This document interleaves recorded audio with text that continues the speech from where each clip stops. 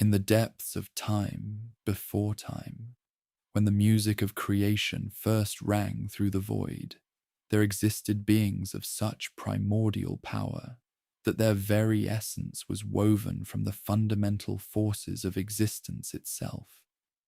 Among these ancient spirits, born from the thoughts of Eru Ilúvatar in the earliest days of the Ainulindale, were those who would become known as the Maya, lesser in might than the great Valar, yet still possessed of tremendous strength and wisdom.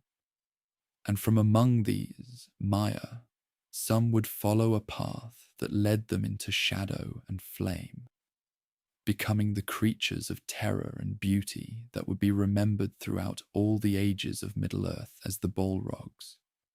The story begins in the timeless halls, where the great music played and the themes of creation unfolded like waves upon an endless shore. Here, in the presence of the One, the Ainur sang their parts in the symphony that would give birth to Ea, the world that is. Among the singers were those spirits who were drawn to the themes of power and fire, of strength and dominion. They were not evil in those early days, for evil had not yet entered into the world through the discord of Melkor. Instead, they were beings of pure elemental force, their nature aligned with the deep fires that burn at the heart of all creation, the same flames that would one day kindle the stars and warm the hearts of the children of Ilúvatar. When the vision was complete and the Valar chose to enter into Ea to shape and govern the world according to the music, many of the Maya followed their lords into the physical realm. Those who would become Balrogs were among the servants who came with the Vala Aule, the smith, he who was master of all crafts and maker of mountains. In the service of Aule, these spirits learned the secrets of fire and forge, of metal and stone, of the deep places beneath the earth where the bones of the world lay bare. They were creatures of immense power, able to take physical form when they chose, and in those forms they appeared as beings of living flame and shadow, beautiful and terrible to behold. For ages uncounted, they laboured alongside their lord in the shaping of Arda, helping to raise the great mountain ranges, to carve the deep valleys, and to kindle the fires that burned in the secret places of the earth. They were part of the great work of creation, and their flames were holy flames, sanctified by their service to the music and to the design of Eru. In those days of the spring of Arda, before the coming of the two lamps, they walked in forms of majesty and power, their flames casting warm light across the primordial landscape as they went about their appointed tasks. But even as the world took shape under the hands of the Valar, a shadow was growing in the north. Melkor, mightiest of the Valar, and first among the Ainur in power and knowledge, had begun to conceive thoughts that were not in harmony with the music. His desire for dominion and his wish to create things of his own devising, independent of the will of Eru, had set him upon a path that would lead to rebellion and corruption.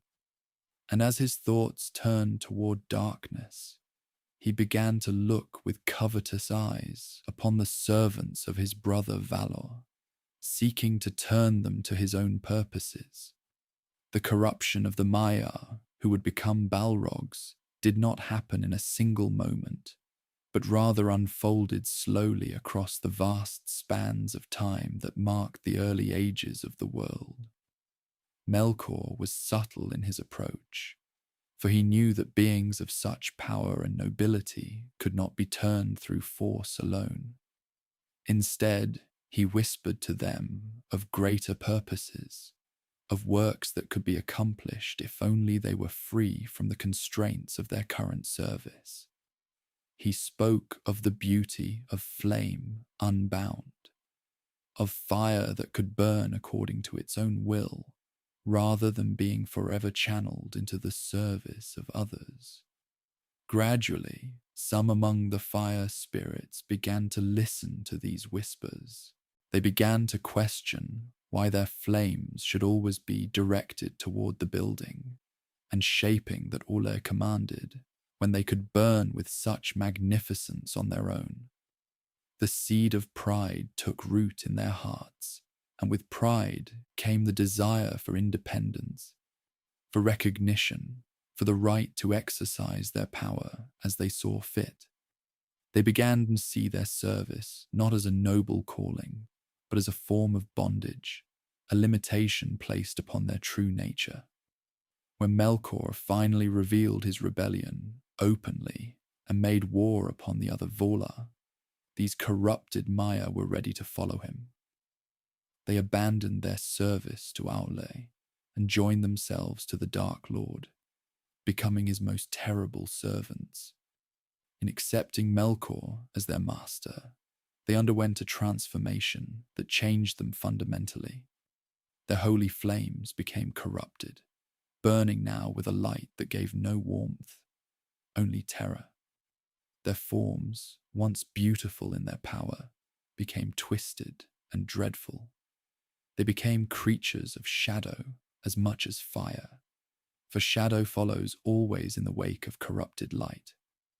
Under Melkor's dominion, now calling himself Morgoth, the enemy of the world, these fallen Maya became his Balrogs, his demons of might. The name itself speaks to their nature, for in the tongue of the elves, Balrog means demon of power, and power they possessed in abundance. They were fewer in number than they had been before their fall, for not all of Orle's servants had chosen to follow Melkor into darkness. Those who remained faithful continued in their service to the smith, and some would later take forms familiar to the peoples of Middle-earth, becoming wizards and other beings of wisdom and aid. But those who fell became something altogether more terrible. In their new allegiance to Morgoth, they served as his most fearsome generals and champions.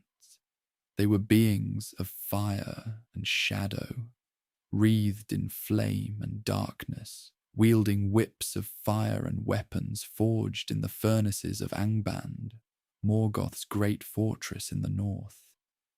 Their very presence brought terror to all who beheld them, for they had become living embodiments of the power of their dark master, extensions of his will made manifest in forms of dreadful majesty. Throughout the long years of the Elder Days, when the Silmarils burned with their holy light, and the elves fought their hopeless war against the overwhelming might of Morgoth, the Balrogs served as the spearhead of the Dark Lord's forces. They led his armies of orcs and trolls, of dragons and other fell creatures bred in the pits of Angband. They were present at every great battle, their flames cutting swaths of destruction through the ranks of the free peoples, their whips of fire lashing out to drag down heroes and kings alike. The Balrogs were not merely weapons in Morgoth's arsenal, but were his most trusted lieutenants, beings whose power and intelligence made them capable of independent command. They ruled over vast domains in his name, governing the dark lands that lay under his dominion with an iron fist wreathed in flame. They were the architects of many of his cruelest strategies, for their corruption had not diminished their intelligence, only turned it toward dark purposes. In the great fortress of Angband itself, the Balrogs served as Morgoth's personal guard and his most intimate counselors. They stood beside his throne of iron and darkness, their flames casting dancing shadows on the walls of his halls. They were privy to his deepest plans and most secret thoughts, for they had proven their loyalty through their willing embrace of corruption. In their service to the Dark Lord, they found a terrible fulfillment, a purpose that fed their pride and their desire for dominion. Their presence in the councils of Angband was felt in every decision that shaped the wars of Beleriand, for Morgoth valued their counsel above that of any other servants. When the Noldor returned from Valinor in their ships, bearing with them the light of the trees and the fire of their determination to reclaim the Silmarils, it was the Balrogs who advised their master on how best to crush this new threat. They understood, perhaps better than any others in Morgoth's service, the nature of the enemy they faced. For they too had once dwelt in the light of Valinor and knew intimately the powers they now sought to destroy.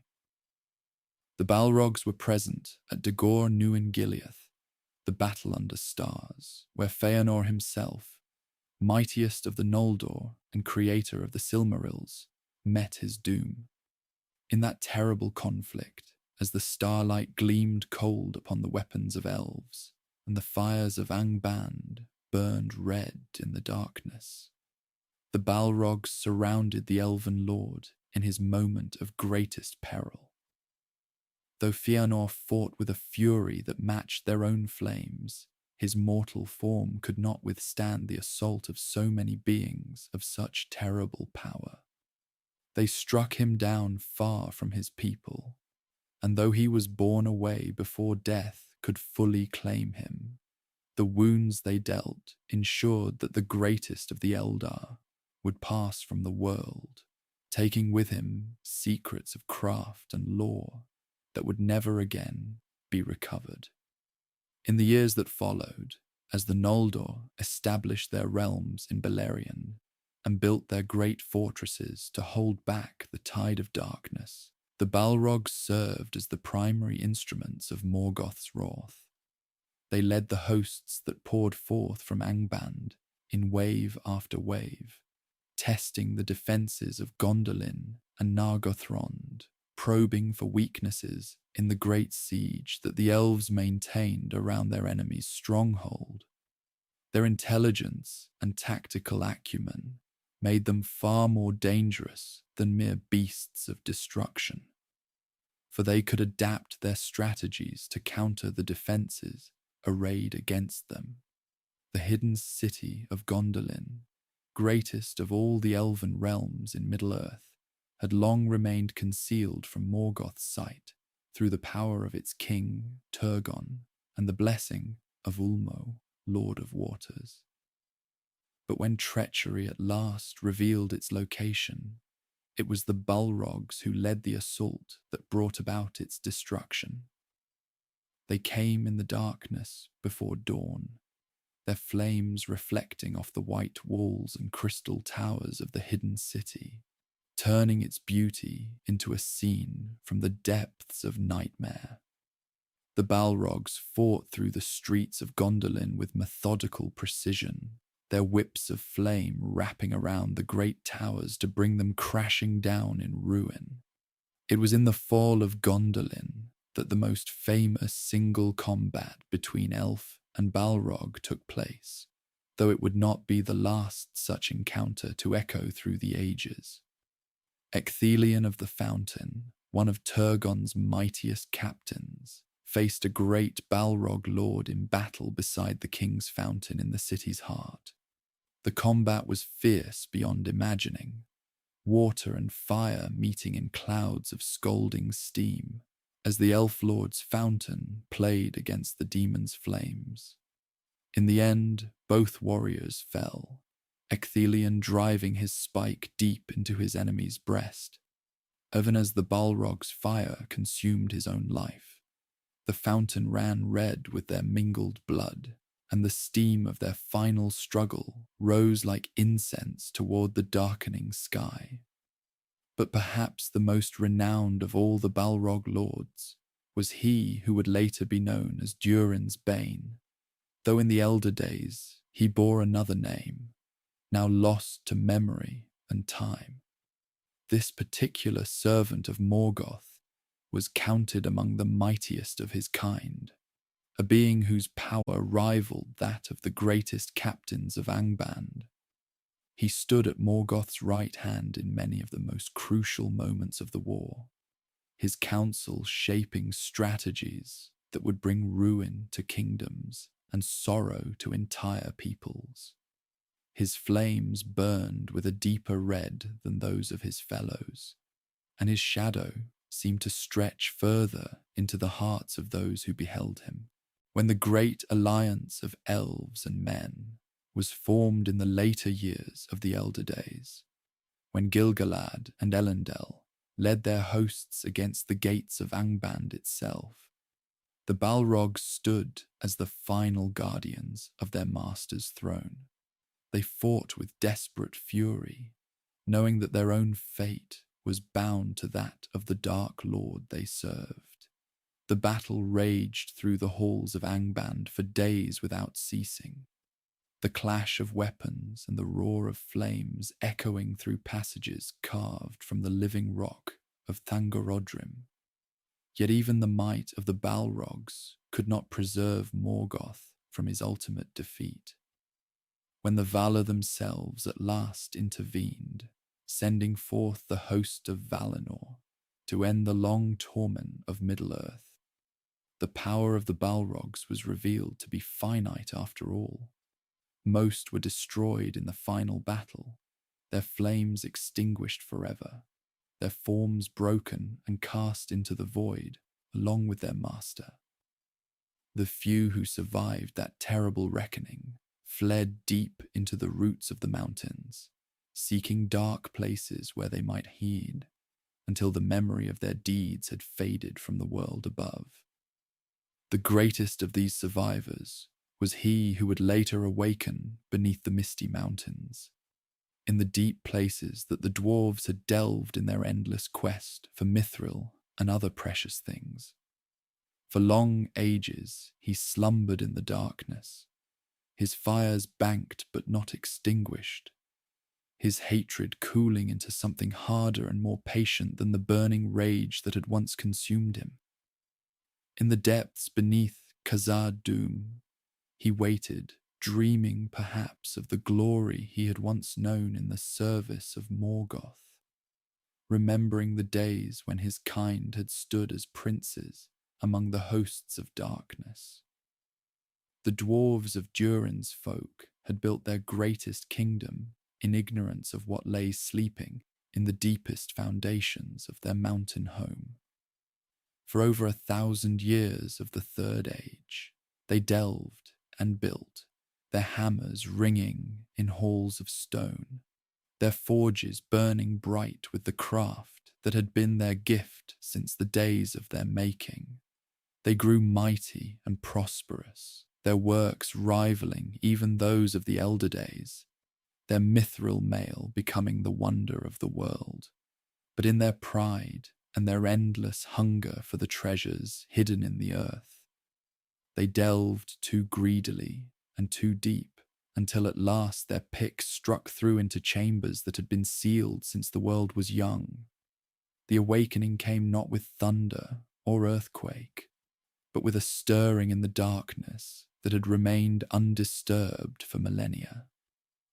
The first sign was a tremor so subtle that the dwarven miners felt it only as a whisper through the stone, a vibration that seemed to come from the very heart of the mountain itself. The mithril veins they had been following led them ever deeper, past the boundaries of wisdom, beyond the careful maps their fathers had drawn.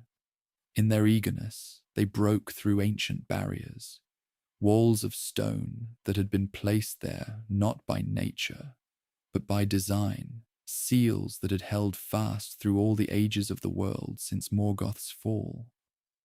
The creature that stirred in that primordial darkness was ancient beyond the reckoning of the younger races, a being whose memory stretched back to the music of creation itself. He had been Maya once, beautiful and terrible in his original form, one of those spirits of fire who had served Aullo the Smith in the shaping of the world. But that noble purpose had been corrupted long ago, twisted by Morgoth's lies into something monstrous and fell. Now, as consciousness returned to him after his long slumber, the Balrog remembered only shadow and flame, only the burning hatred that had sustained him through the dark years of the First Age and the terrible defeat that had cast him into exile. The dwarves who first encountered signs of his stirring spoke of strange heats rising from the deepest shafts, of flames that burned without fuel in places where no fire should exist. The very stone grew warm to the touch, and the air in the lowest galleries began to shimmer with an unnatural heat that made breathing difficult. Some of the eldest among them, those whose memories held the longest lineages of their people, began to speak in hushed voices of ancient warnings, half-remembered tales from the days when their ancestors had first come to Khazad-dûm and found it empty of all but stone and shadow. But the promise of Mithril is a powerful lure, and the dwarves had grown bold in their prosperity. They had faced dangers before in their delving, had overcome cave-ins and floods, had fought off the creatures that sometimes emerged from the deep places of the earth. They believed their axes and their armor, their skill and their courage would see them through whatever perils they might uncover. They could not have imagined that they were about to release upon their kingdom something that had once stood among the mightiest servants of the first Dark Lord, a creature whose power had once shaken the very foundations of Beleriand. The moment of awakening was sudden and terrible. Deep in a shaft that had been driven far beneath the roots of the mountain, the miner's tools broke through into a vast chamber that exhaled the breath of ancient darkness. From that breach came first a wind that carried with it the scent of sulphur and ash, then a glow that was not the warm light of their lamps, but something altogether more sinister. The Balrog rose from his long rest like a flame kindled in a place where no flame should burn, his form wreathed in shadow and fire, his presence filling the chamber with a malevolence that had been old when the world was young. The first dwarves to encounter him were consumed before they could even cry out, their bodies turned to ash in moments by the terrible heat of his awakening. Those who survived to flee brought word to the upper halls, but their tales seemed too fantastic to believe, too reminiscent of the old stories and legends to be credited by practical minds. Yet as days passed, and the survivors of the deepest workings failed to return, as strange lights began to flicker in the abandoned shafts, and the very air in the lower levels grew thick with smoke and shadow, it became impossible to deny that something ancient and terrible had been disturbed. Durin's Bane, as he came to be known, did not emerge all at once into the upper reaches of Khazad-dûm. For months he remained in the deepest places, perhaps gathering his strength after his long dormancy, perhaps simply reveling in his freedom after ages of imprisonment in sleep. But his presence spread like a poison through the lower halls, making them uninhabitable, filling them with shadow and flame, until even the bravest of the dwarven warriors dared not venture there. The great forges fell silent one by one, as their keepers abandoned them, unable to work in the stifling heat that rose from below. When at last the Balrog began to move upward through the levels of the great city, his progress was marked by destruction that seemed almost casual in its thoroughness. Halls that had taken centuries to carve were filled with fire and collapsed in moments. Works of art that represented the pinnacle of dwarven craftsmanship were reduced to molten metal and ash. The creature moved through Khazad-dûm like a force of nature, unstoppable and implacable, driven by a hatred that had festered in darkness for 3,000 years. The dwarves fought as only dwarves can fight, with courage that bordered on madness and skill, honed by generations of warfare against the creatures of the deep. Their axes bit deep into stone and flesh alike. Their shields held firm against assault. Their battle cries echoed through halls that had never known defeat. But what can mortal weapons do against a being that is itself a creature of spirit, clothed in shadow and flame? The Balrog's whip cracked like thunder. His sword burned with fire that no water could quench, and his very presence was a weapon that sapped the strength and will of those who opposed him. King Nine, heir to the throne of Durin, led the final desperate defense of the great halls, gathering about him the mightiest warriors of his people in a last stand before the chamber of Mazarbul. They fought with the fury of those who know their doom is upon them, selling their lives dearly in the hope that some few of their people might escape the ruin of their kingdom.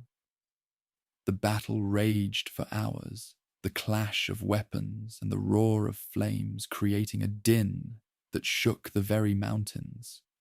But in the end, mortal courage, however great, could not prevail against the ancient malice of the Balrog.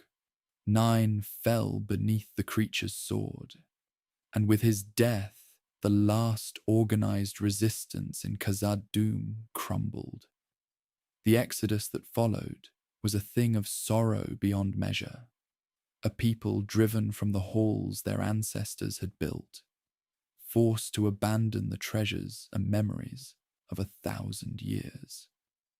They fled through the eastern gates into a world that had grown strange during their long isolation, carrying with them nothing but their lives and the bitter knowledge that their greatest kingdom had fallen to an enemy they could neither defeat nor understand. Behind them, Khazad-dûm burned with unnatural fire, its halls filled with shadow, its glory transformed into a monument to loss and defeat.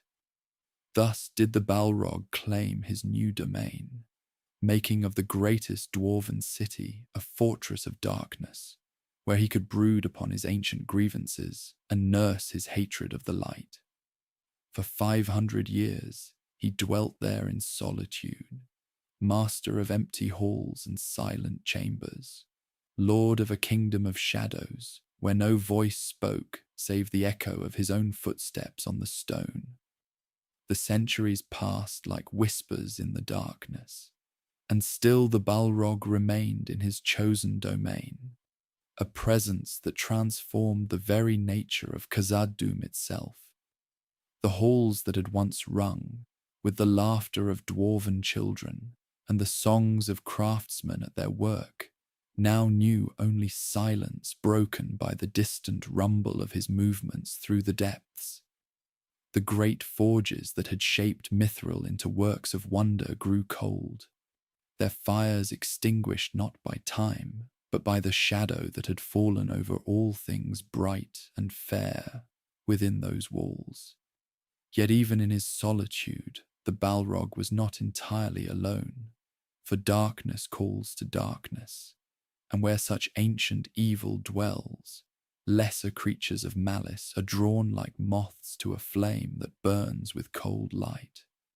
From the deepest places of the earth came things that had hidden from the light of the sun since the world was young. Orcs crept through the tunnels, drawn by the promise of a master who would not demand the worship that Sauron required, but would simply allow them to exist in their native malevolence. Goblins scuttled through the upper passages, making their crude homes in chambers that had once housed the treasures of kings. Wolves came down from the mountains, their eyes gleaming with unnatural intelligence, and bats filled the air with their leathery wings, carrying messages between the scattered tribes of creatures that now called Moria home. The Balrogs suffered their presence, not from any kinship or affection, but because their very existence helped to deepen the shadow that lay upon his domain, and because their constant movement through the halls created a living barrier between himself and any who might seek to disturb his brooding solitude. As the years turned to decades, and the decades to centuries, legends began to grow in the world beyond the Misty Mountains.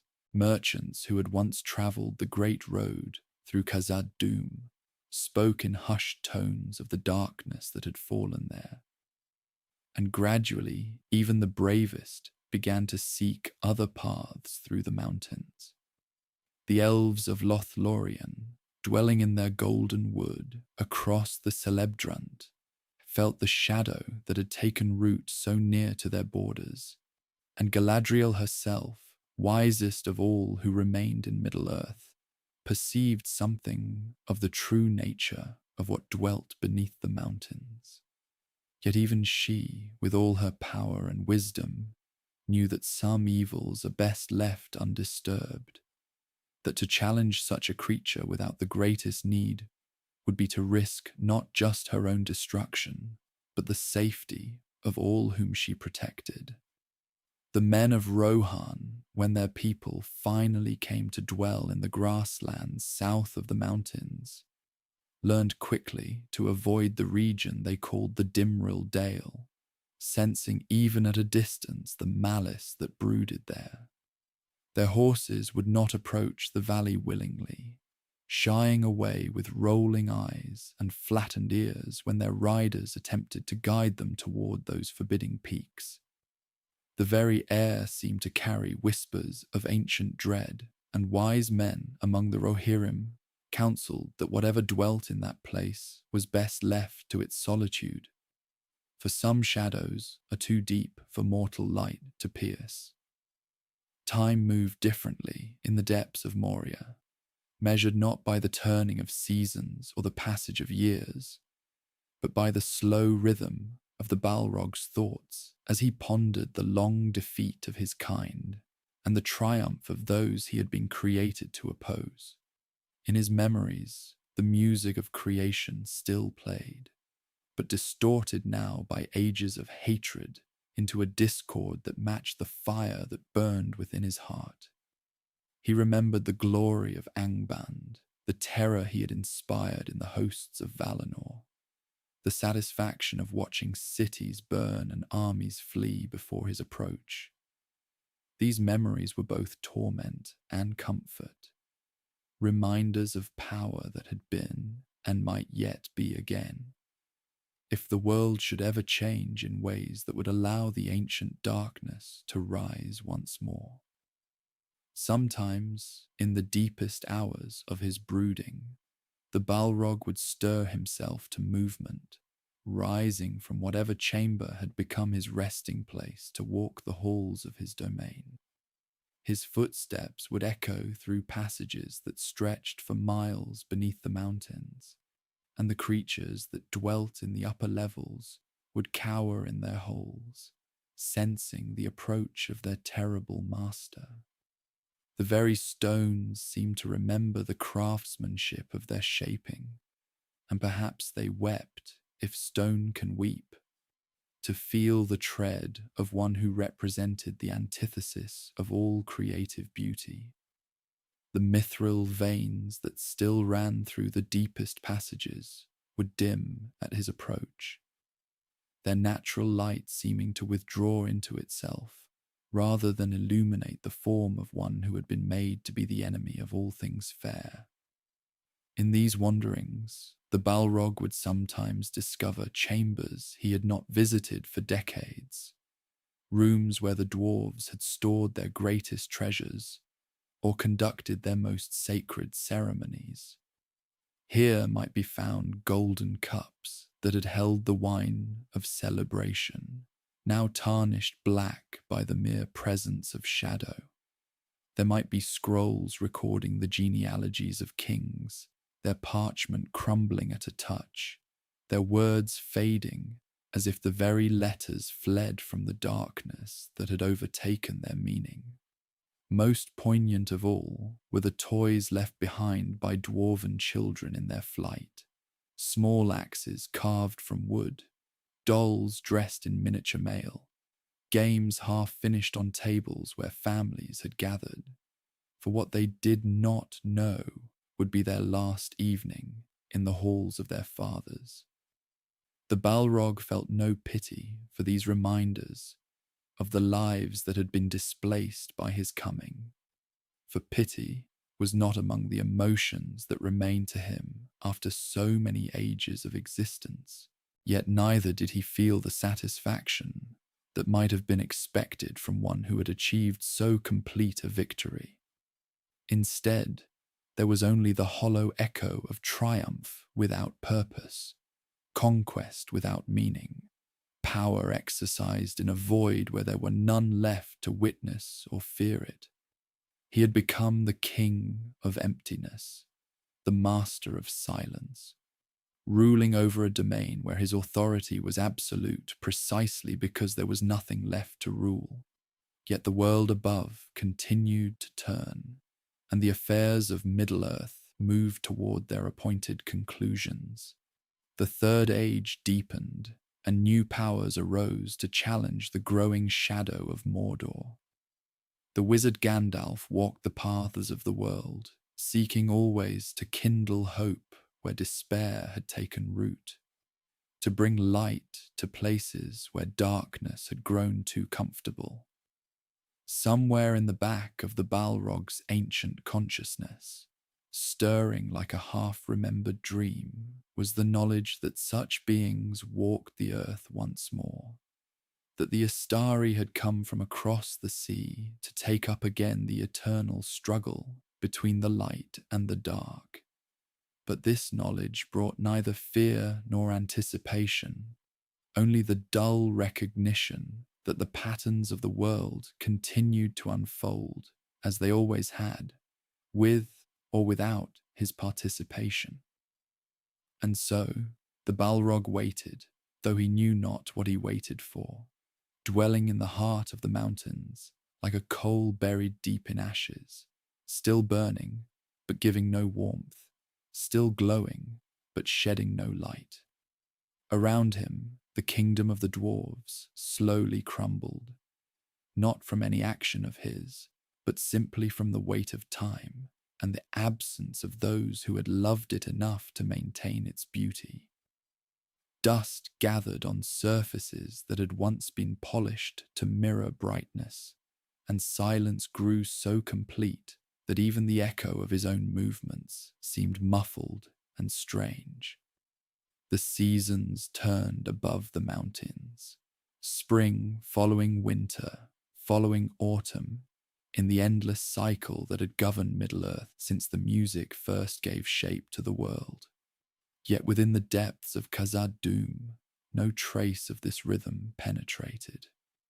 The Balrog existed outside the flow of natural time, suspended in a twilight realm where yesterday and tomorrow held no meaning, where the only measure of passing moments was the gradual accumulation of dust and the slow settling of stone.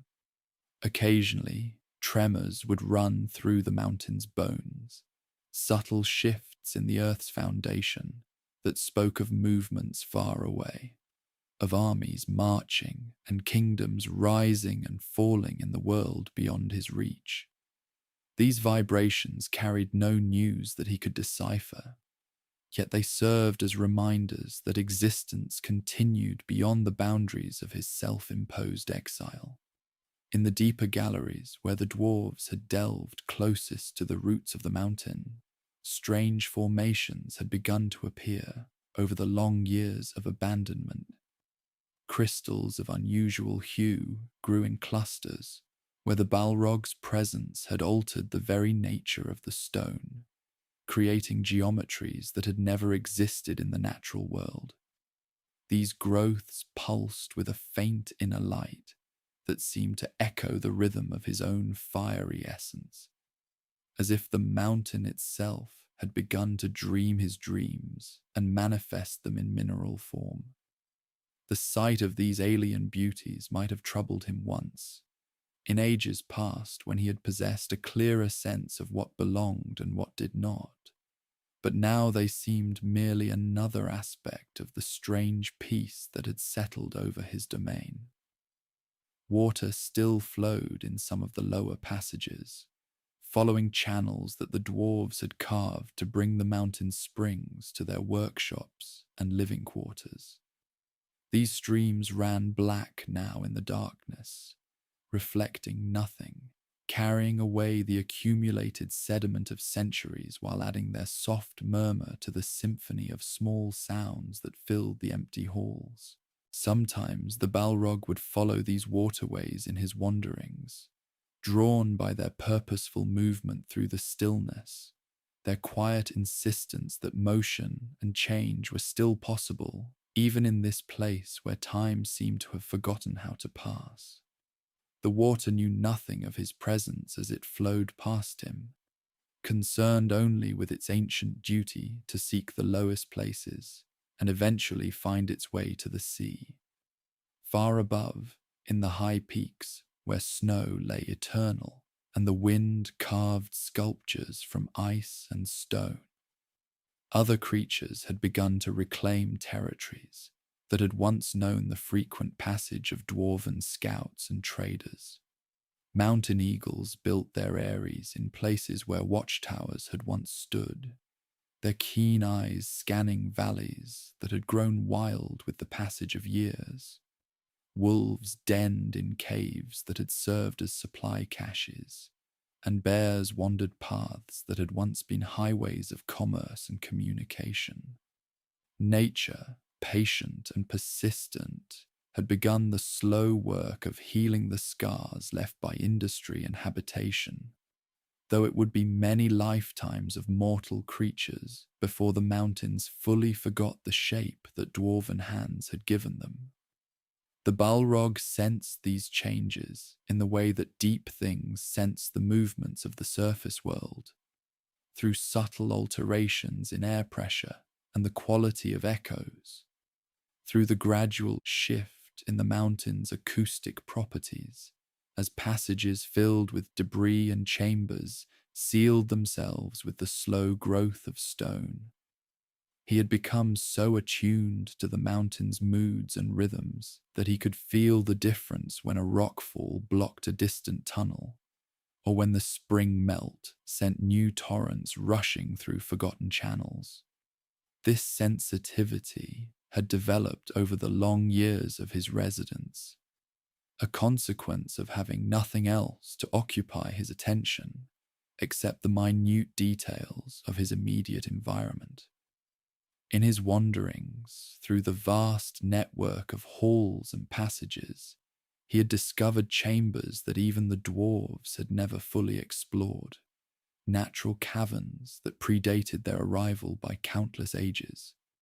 These spaces held a different quality of silence, untouched by the echoes of mortal voices or the ring of hammers on anvils.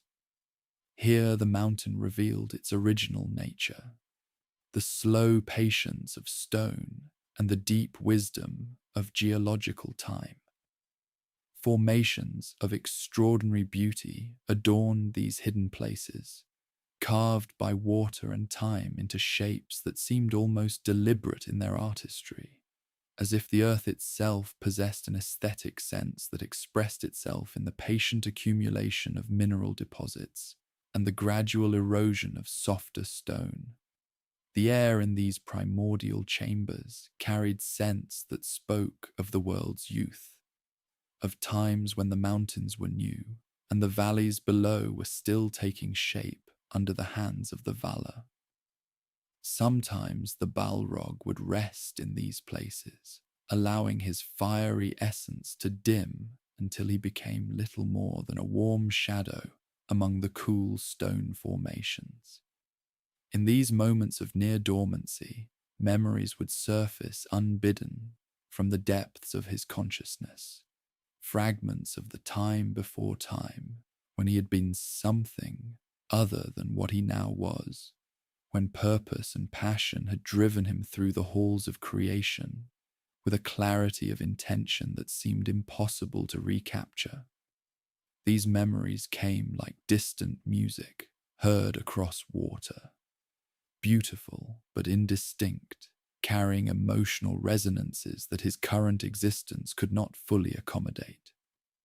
He remembered the sensation of flight, not the heavy beating of wings through thick air, but the effortless soaring of pure spirit through realms where thought and desire were the only forces needed for movement.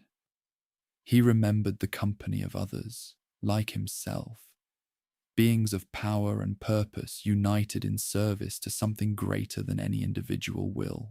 Most clearly, he remembered the moment when that unity had shattered, when choice had divided the servants of creation into factions that could never again be reconciled. Yet even these memories felt distant now, like stories told about someone else, someone he might have known long ago, but whose face he could no longer clearly recall. The being who had made those choices, who had felt those passions and fought those battles, seemed as remote from his current existence as the surface world, with its changing seasons and mortal concerns. He had become something else entirely during his long exile in the mountain's heart. Neither the creature he had been in the beginning, nor the destroyer he had tried to become in his years of service to the darkness. He was simply himself, undefined by purpose or allegiance, existing in the spaces between definitions. The mountain continued its slow dance of creation and destruction around him, imperceptible changes that would reshape valleys and redirect rivers given sufficient time. He had become part of this process, his presence woven into the mountain's story as surely as the veins of precious metal that the dwarves had followed in their deepest excavations.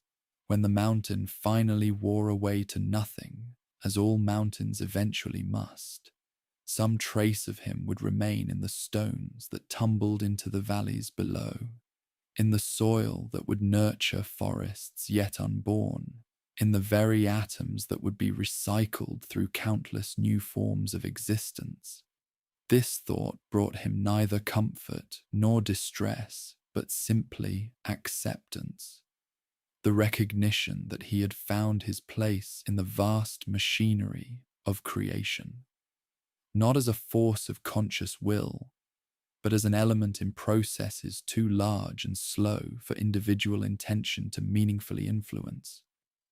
He had become geological, a feature of the landscape rather than an actor upon it, and in that transformation had found a kind of peace that his earlier existence had never provided. Time moved differently in the deep places of the earth, measured not in the swift heartbeats of mortal creatures, or even the longer rhythms of tree growth and seasonal change, but in the patient accumulation of sediment, the gradual cooling of stone, the slow migration of water through microscopic cracks that would, over millennia, become caverns. In this realm of unhurried transformation, consciousness itself took on different qualities, becoming less a sharp-edged awareness focused on immediate concerns and more a diffuse recognition of vast patterns unfolding across spans of time that rendered individual events nearly meaningless. The ancient being, resting in the mountain's depths, had learned to perceive existence through this extended temporal lens, watching the dance of elements with the detached fascination of one who has stepped outside the urgent concerns of finite existence.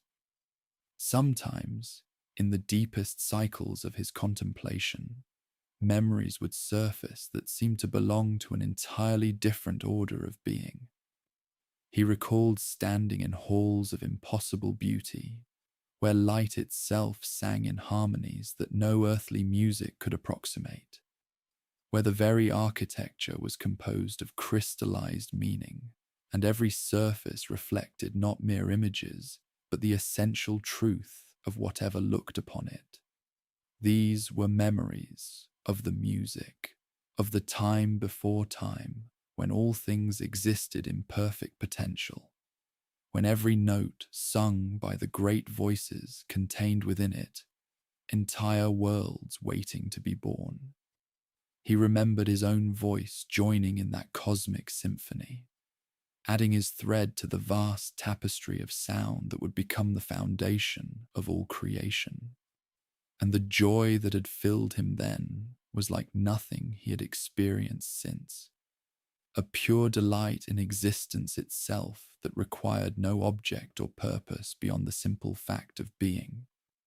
But even those memories seemed to belong to someone else now, a being he might have been in some distant dream.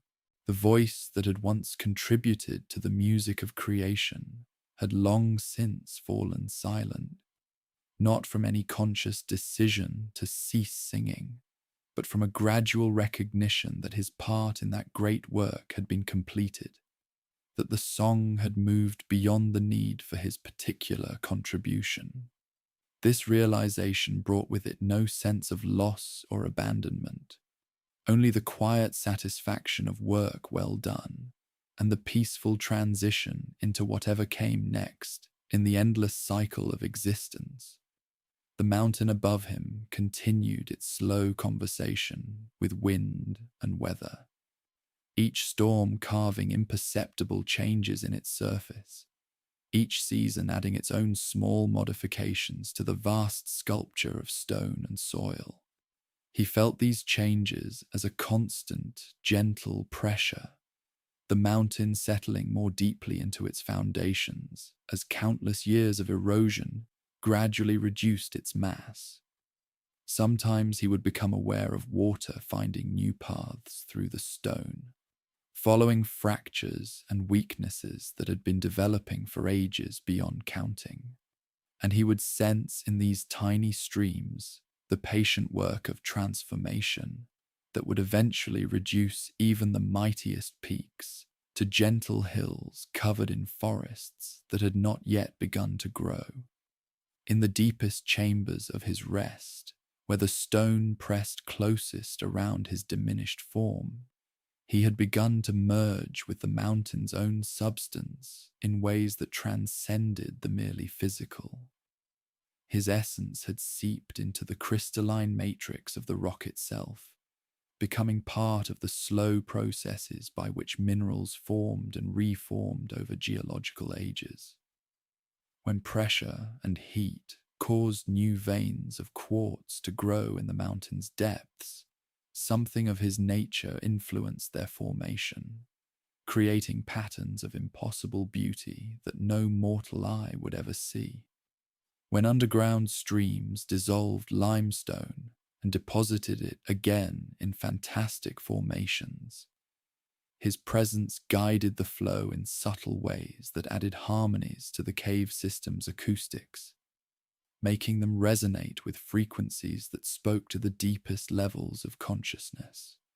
He had become a force of creation rather than destruction, though creation of such subtlety and patience that its effects would not be visible for ages to come.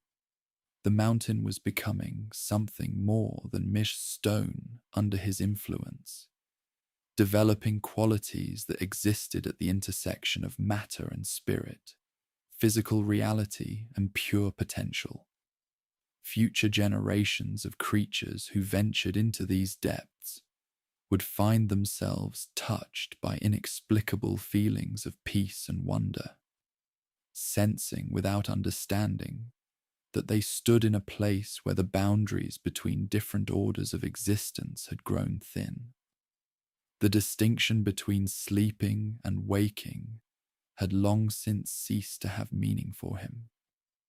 His consciousness flowed in great tides that might last for centuries, sometimes focused and aware of his surroundings in the most minute detail, other times dispersed so widely through the mountain's substance that individual thought became impossible. In these latter states, he experienced existence as the mountain itself might, feeling the slow dance of geological forces as if they were the movements of his own body, sensing the weight of snow on distant peaks as a gentle pressure, feeling the roots of trees on the surface as a soft tickling sensation. During one such period of expanded awareness, he became conscious of something new stirring in the mountain's depths, not in the chambers where he rested, but in galleries and tunnels far above. It was a presence unlike anything he had sensed before. Neither the simple life force of cave-dwelling creatures, nor the complex awareness of surface dwellers who occasionally ventured into the upper reaches. This was something that partook of both earthly substance and transcendent purpose. Beings who worked with stone and metal, but whose craftsmanship carried within it echoes of the great music from which all creation had sprung. He felt their hammers ringing against the mountain's bones, not with the violence of conquest, but with the rhythm of partnership, as if they were engaged in a conversation with the stone itself, learning its nature and working with its grain rather than against it. Their tunnels followed the natural lines of force within the mountain. Their chambers were carved in harmony with the stone's own desire to shape itself, and their forges burned with fires that seemed to partake of the same creative flame that had ignited the stars at the beginning of time. For long ages, he remained aware of their presence without feeling any need to interact with them. They worked in the mountain's middle reaches while he rested in its deepest heart, and their paths seemed unlikely to cross. He found their presence oddly comforting, a reminder that creation continued, that new forms of beauty and meaning were constantly being brought into existence by conscious will, guided by wisdom and skill. Their work added new harmonies to the mountain's slow song, the ring of their tools creating rhythms that complemented the deeper bass notes of shifting stone and flowing water. But as centuries passed and their excavations grew more extensive, he began to sense that their delving was driven by something more than mere craftsmanship or the desire for precious materials. There was a quality of searching in their work, a reaching towards something that lay beyond the immediate goals of their tunneling.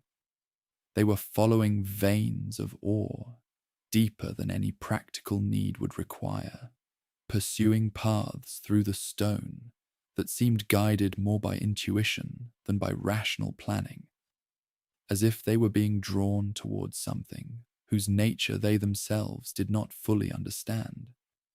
And then, one momentous age, he felt a shift in the mountain's very essence.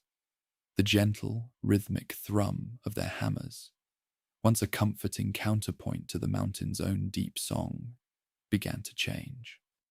A new element entered, a subtle but undeniable note of urgency, of striving, even of desperation.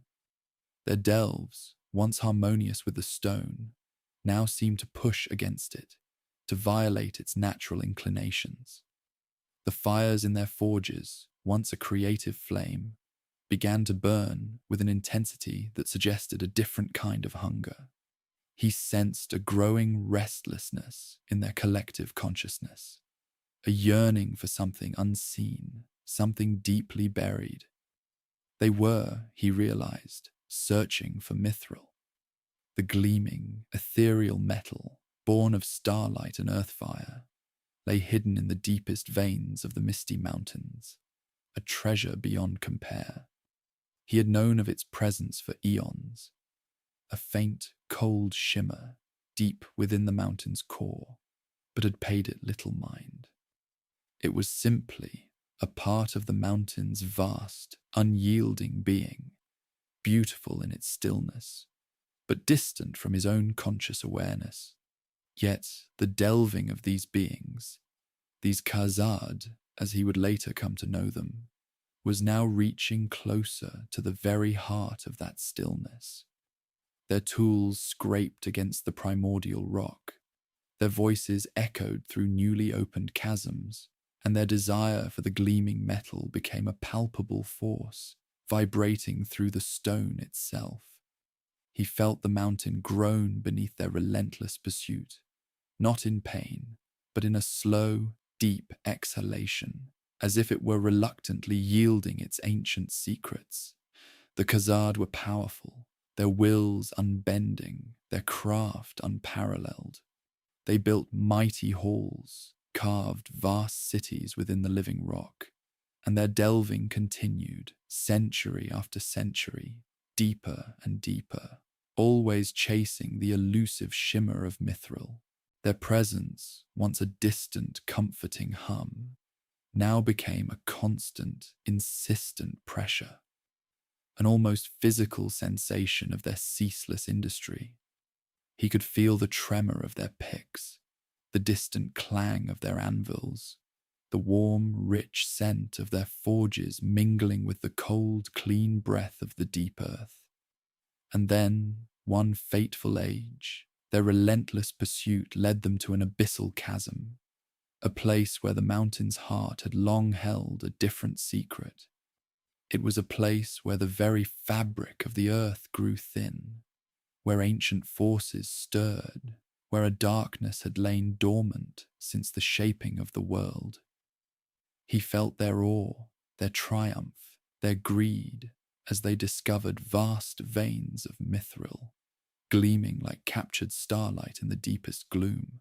But then, a subtle change, a chilling whisper in the mountain's consciousness, unlike anything he had ever felt before. It was a disturbance, a ripple of ancient malevolence, like a sleeping beast stirring from a long, troubled dream. The Khazad, in their insatiable hunt for treasure, had delved too deep. They had broken through the ancient seals, disrupted the primordial slumber of something truly terrible. He felt the mountains shudder, not from their hammers, but from a profound awakening. A cold dread seeped into the stone, a sensation of ancient evil unfurling itself, stretching limbs that had been bound for ages. It was a being of fire and shadow, a creature of immense power, forged in the very fires of creation, twisted and corrupted by the malice of the first Dark Lord. It was one of the Maiar, a spirit of unimaginable might, one of the Balrogs, the demons of might, the scourge of Morgoth. This particular Balrog, nameless to the Khazad, but deeply imprinted on the mountain's memory by the sheer force of its ancient presence, had fled the ruin of Beleriand thousands of years before.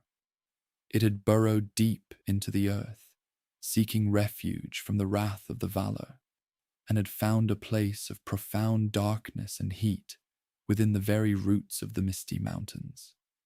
There it had lain dormant, a fiery heart of shadow, its malice simmering, its power latent, awaiting an unwitting disturbance.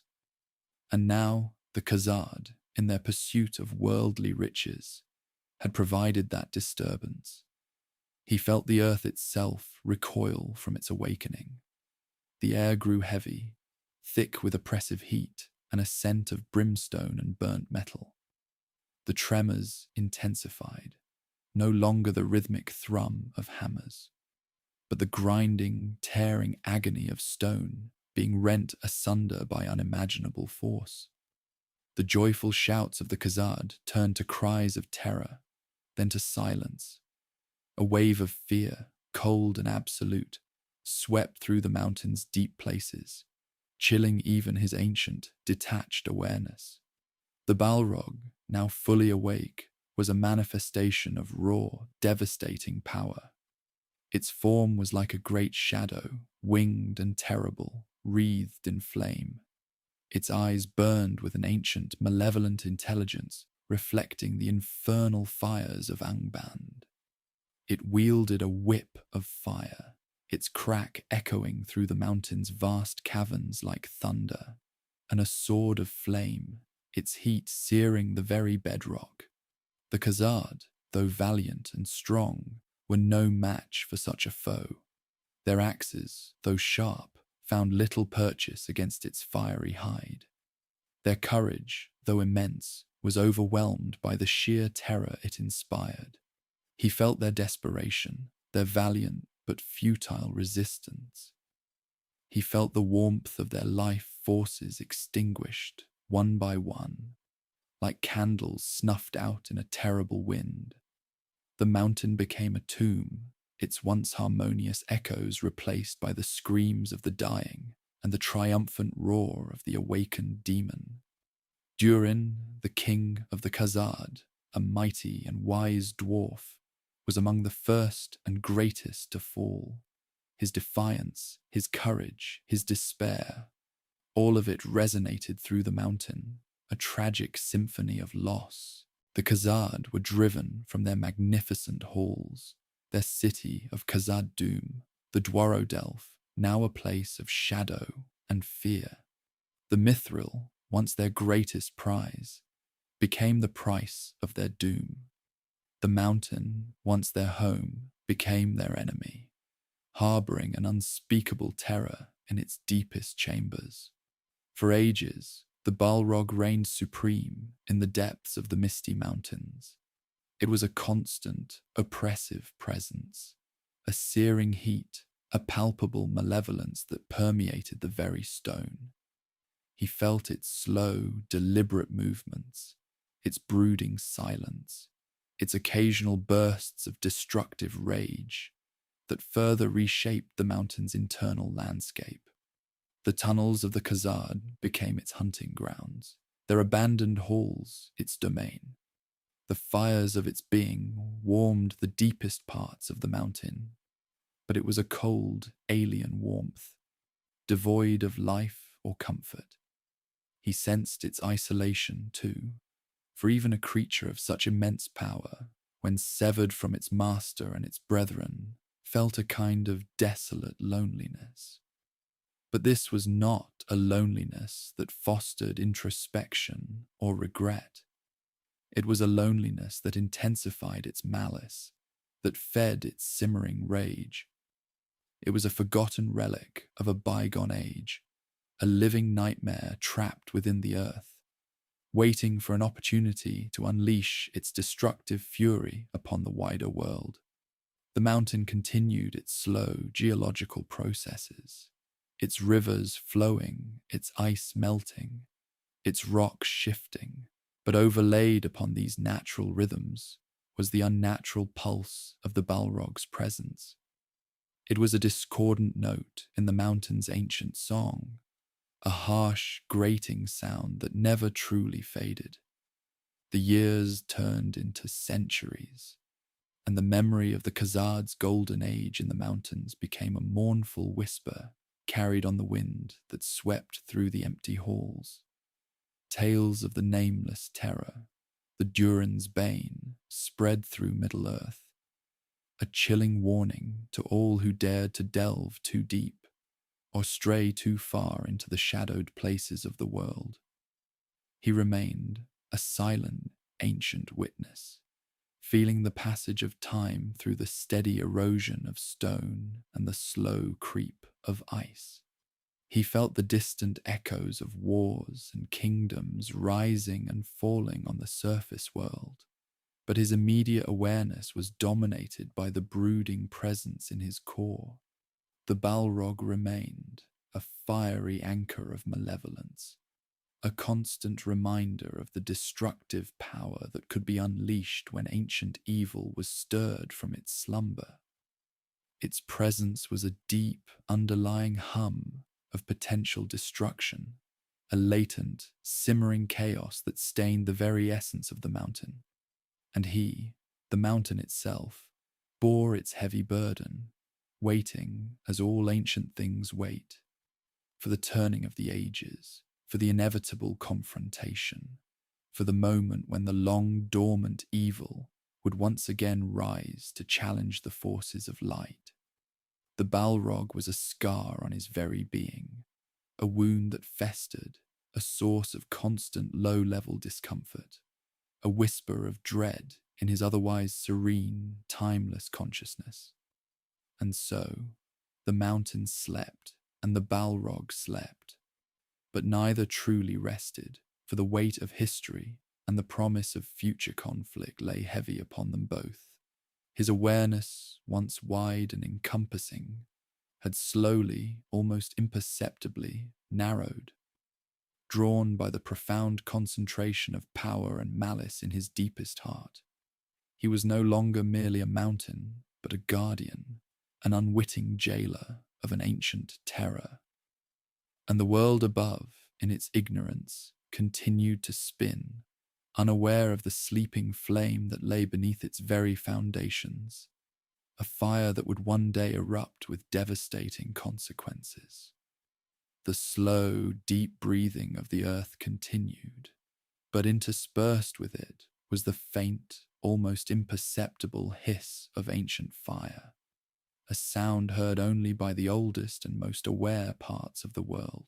The distant stars, those cold, bright pinpricks in the velvety blackness above, continued their silent, majestic dance, oblivious to the slow, heavy rhythm of the mountain's sleep. And within that slumbering giant, the Balrog lay, a coiled serpent of flame and shadow, its existence a deep, resonate hum within the very bedrock. Centuries folded into millennia, the surface world shifting and transforming, its peoples rising and falling like the tides, their fleeting lives a mere blink in the vast expanse of the Balrog's endless night. The mountain's silent vigil continued, its ancient heart beating with the slow, almost glacial pace of geological time, while within it the Balrog's fiery essence pulsed, a steady, unwavering flame of malevolence. Then a subtle shift, a tremor, not of the earth, but of awareness, a faint, almost imperceptible stirring from the depths of the mountain's long slumber. It began as a distant scratching, a faint echo against the stone, a sound that gradually, steadily grew louder. Not the deep, resonant thrum of the mountain itself, nor the low, guttural growl of the Balrog, but something new, something intrusive.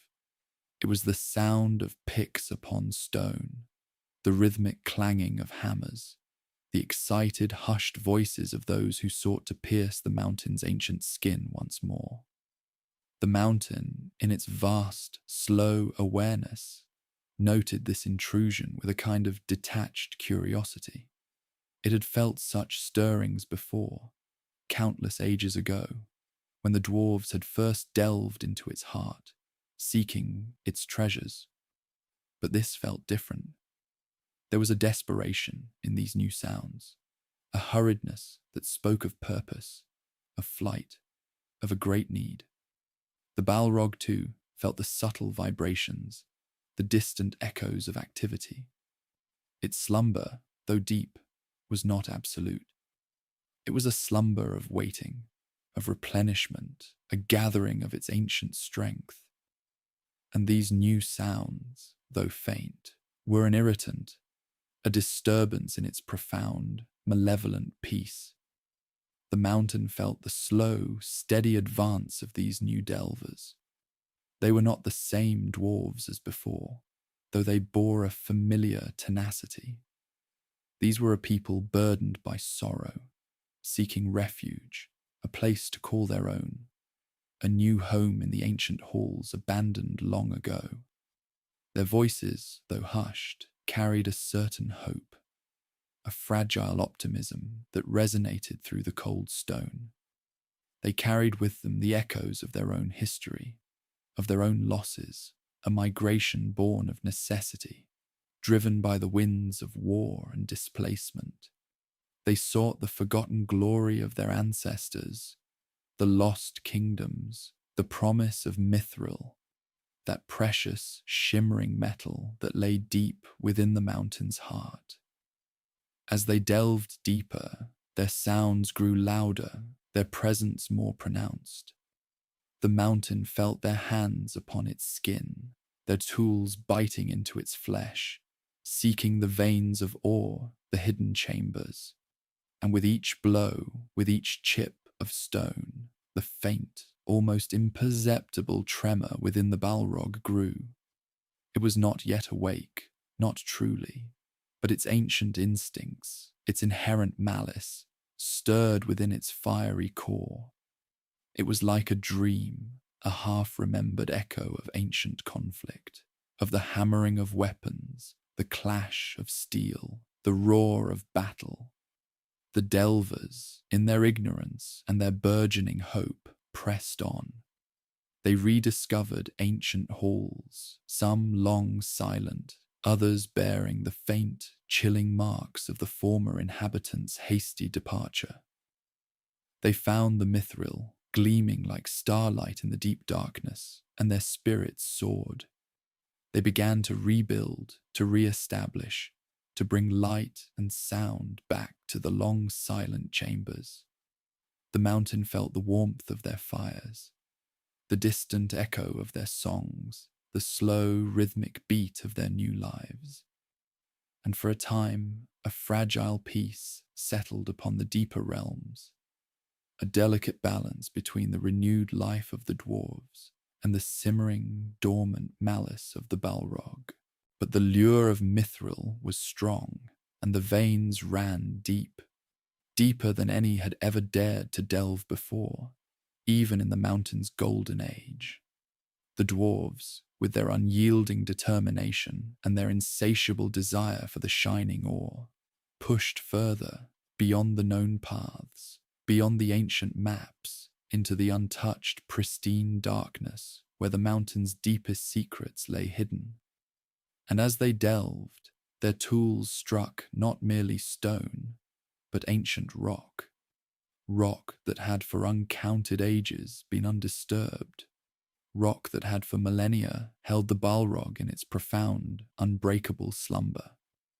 The first tremor was small, almost imperceptible, a mere shudder in the deep earth. But it was enough. It was a disturbance of such magnitude in that precise, ancient place that it pierced the deepest veil of the Balrog's slumber. A slow, agonizing crack ran through the very fabric of its ancient rest. A low, guttural groan, not of pain, but of immense, ancient irritation, echoed through the molten core of its being. The mountain, in its vast, encompassing awareness, felt this shift, this subtle awakening, and a deep, cold dread began to seep into its ancient consciousness. The dwarves, oblivious to the immense power they had disturbed, continued their work. Their picks struck again, and this time the tremor was more pronounced. A ripple that spread outward from the point of disturbance, vibrating through the very bones of the mountain. And then a sound unlike any they had ever heard, a sound that seemed to tear at the very fabric of the deep earth itself. It was the sound of immense stone grinding against immense stone, of ancient bonds breaking, of something vast and ancient and utterly terrifying being wrenched from its long, undisturbed rest. The Balrog stirred, not with the sudden, violent awakening of a beast, but with the slow, deliberate unfolding of something truly ancient, something that had waited for an age beyond imagining. Its fiery essence, long contained, began to pulse with a renewed intensity, sending waves of heat radiating through the surrounding rock. The mountain felt it, a searing pain, a burning agony in its very core, as the ancient wound began to weep with molten fire. The darkness within the deep chasm began to deepen, becoming not merely the absence of light, but a palpable, crushing presence, a living shadow imbued with ancient malice. And then the light, not the pure, radiant light of a star, but a sickly, consuming glow, a light born of fire and shadow that began to seep from the depths of the chasm.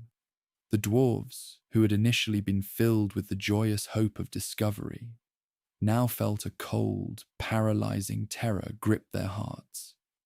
The air grew thick, heavy with the scent of sulphur and ash, a smell that spoke of ancient, consuming flames.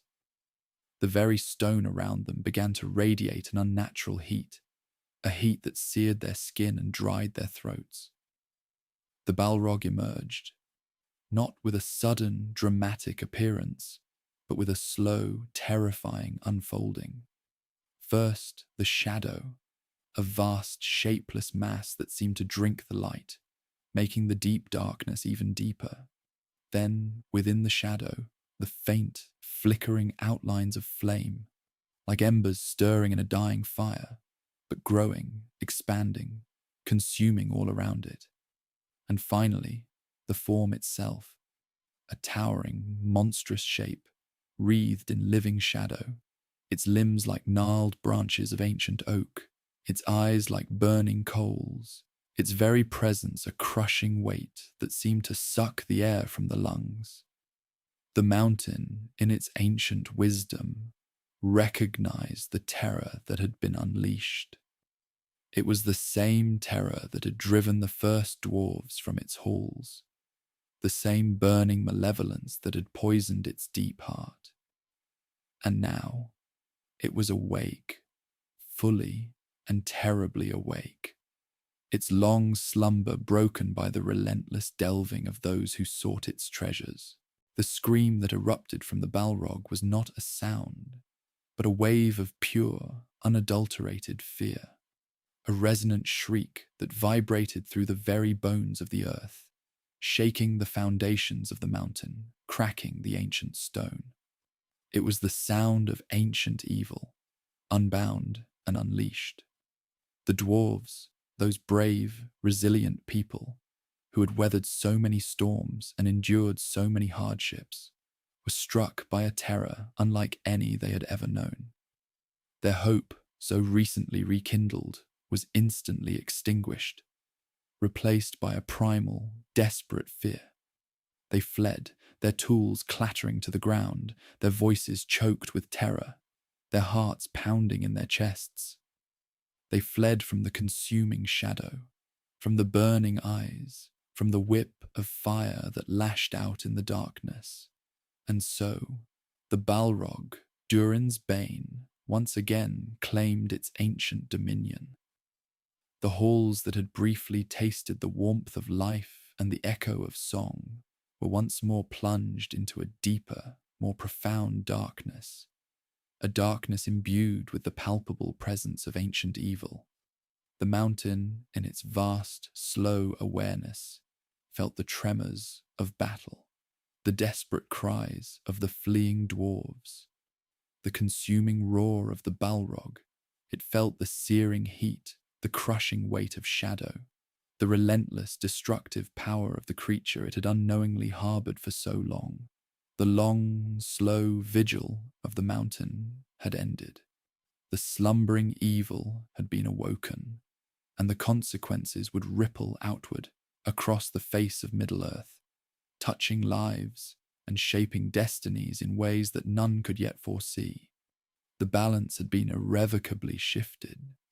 The mountain, once a silent guardian, was now a battleground, a tomb, a crucible where ancient forces would clash, and the world above, still oblivious to the full horror that had been unleashed beneath its feet, continued to spin, unaware of the fiery shadow that had been cast, a shadow that would soon reach out and touch the lives of all who dwelt upon its surface. The deep, rhythmic breathing of the earth continued, but now, beneath it, there was a new, terrifying sound, the steady, pulsing thrum of ancient fire, awake and hungry. The whispers of this reawakened horror, carried on the subterranean currents of the world, did not immediately reach the ears of those who walked in the sunlight. But the earth itself, in its vast, slow memory, began to stir, to hum with a discordant frequency that spoke of ancient powers unfurling. The trees, with their deep roots woven into the very fabric of the land, felt a subtle unease, a tremor that was not of wind or earthquake, but of something far more ancient and malevolent. Animals, especially those that burrowed deep or dwelled in the shadow of mountains, grew restless, their instincts screaming of an encroaching darkness that defied their understanding. The very air, though still seemingly pure, began to carry an almost imperceptible scent of ash and sulphur, a faint, lingering promise of a fire barely contained. Centuries would pass, measured in the slow turning of the stars and the quiet growth of forests, before the shadow of Durin's Bane would again cast its long, terrifying reach into the world of light. The dwarves, those few who had escaped the fiery wrath, carried with them not only the scars of their flight, but also a cautionary tale, a legend whispered in hushed tones around their hearths, of a nameless terror that dwelled beneath the Misty Mountains. They spoke of a creature of shadow and flame, a relic of a forgotten age, a reminder of the raw, untamed power that still slumbered in the deep places of the world. And in their sorrowful sagas, they named it Durin's Bane, a testament to the destruction it had wrought upon their proud lineage. And so, for long ages, the Balrog remained a terrifying yet distant memory for most, a creature of myth and legend, a horror confined to the dark annals of dwarven history. The surface world, meanwhile, continued its slow, inexorable march through the ages, oblivious to the fiery heart that beat beneath its breast. The kingdoms of men rose and fell. The elves continued their quiet vigil, and the hobbits, in their peaceful shire, knew nothing of such ancient evils. The world, in its vastness, provided ample space for both light and shadow, for peace and for peril, and the fiery demon of Moria remained for a time a secret held by the earth itself. But the nature of a Balrog, once unbound, is to eventually seek expression, to exert its will upon the world. Its slumber, though long, was not one of true peace, but rather a coiled tension, a gathering of malevolent power. The ancient halls of Khazad-dûm, once glittering with mithril and echoing with song, became its personal domain, a vast subterranean labyrinth through which it stalked, a fiery lord of shadow. Its presence permeated the very stone, freezing the passage of time, preserving the dread atmosphere, ensuring that no life could thrive within its dreadful aura. The air itself became heavy, thick with the weight of ancient evil, a tangible oppression that pressed down upon the soul. And then, in the Third Age, the fate of Middle-earth began to accelerate, to weave a tapestry of events that would, inevitably, bring the ancient darkness of the Balrog back into the light. The shadow of Mordor began to lengthen, its power growing, its influence spreading like a creeping sickness across the land. The enemy, Sauron, though not a Balrog himself, was of the same origin, a Maya, a spirit of immense power corrupted by Melkor. And as Sauron's power waxed, so too did the ancient evils of the world stir from their long sleep. Drawn by a resonance of purpose, a shared desire for dominance and destruction, it was into this increasingly perilous world that a small company of diverse individuals, bound by a common, desperate quest, found themselves forced to confront the very heart of this ancient dread. The Fellowship of the Ring, carrying the One Ring, the very instrument of Sauron's power, sought a path through the formidable Misty Mountains. The passes above were choked with snow, the air thick with the icy breath of winter, making any passage treacherous, if not impossible. And so, with heavy hearts and a sense of foreboding, they made the fateful decision to enter the deep places of the earth, to traverse the ancient, shadowed halls of what was once Khazad-dûm, but was now known only as Moria, the Black Pit. The moment they stepped through the gate, a chill, deeper than any winter cold, fell upon them. The air was still, heavy, and silent, a silence that hummed with a hidden malevolence. The vastness of the halls swallowed their voices, their footsteps echoing into an oppressive void. The light of their small lamps seemed to shrink, unable to penetrate the profound gloom that clung to every ancient pillar, every broken wall. They had entered not merely a ruined city, but a tomb, a place steeped in an ancient sorrow and a pervasive dread. For days they delved deeper, navigating the intricate passages, their hopes flickering like the dwindling flame of their torches. They found no sign of the dwarves who had once dwelled there, only the skeletal remains of their last, desperate stand. The story of Durin's Bane was no longer a distant legend. It became a palpable presence, a suffocating weight in the air, a whisper carried on the chilling draughts that swept through the cavernous spaces. The air grew warmer, almost imperceptibly at first, a subtle heat that was not of the earth's natural core, but of something unnatural, something fiercely burning. The climactic encounter, the moment when the ancient evil would finally reveal itself, came in the deepest reaches of Khazad-dûm, in a vast, echoing chamber known as the Chamber of Mazarbul, the Chamber of Records. Here, amidst the scattered remnants of a desperate last stand, the Fellowship found the dwarves' final, harrowing account of their demise. A story etched in grim runes. Balrog. It read, a single word that spoke of pure, unadulterated terror. And then, as if summoned by the very mention of its name, a growing rumble began to vibrate through the stone, a deep, resonant thrumming that shook the very foundations of the mountain.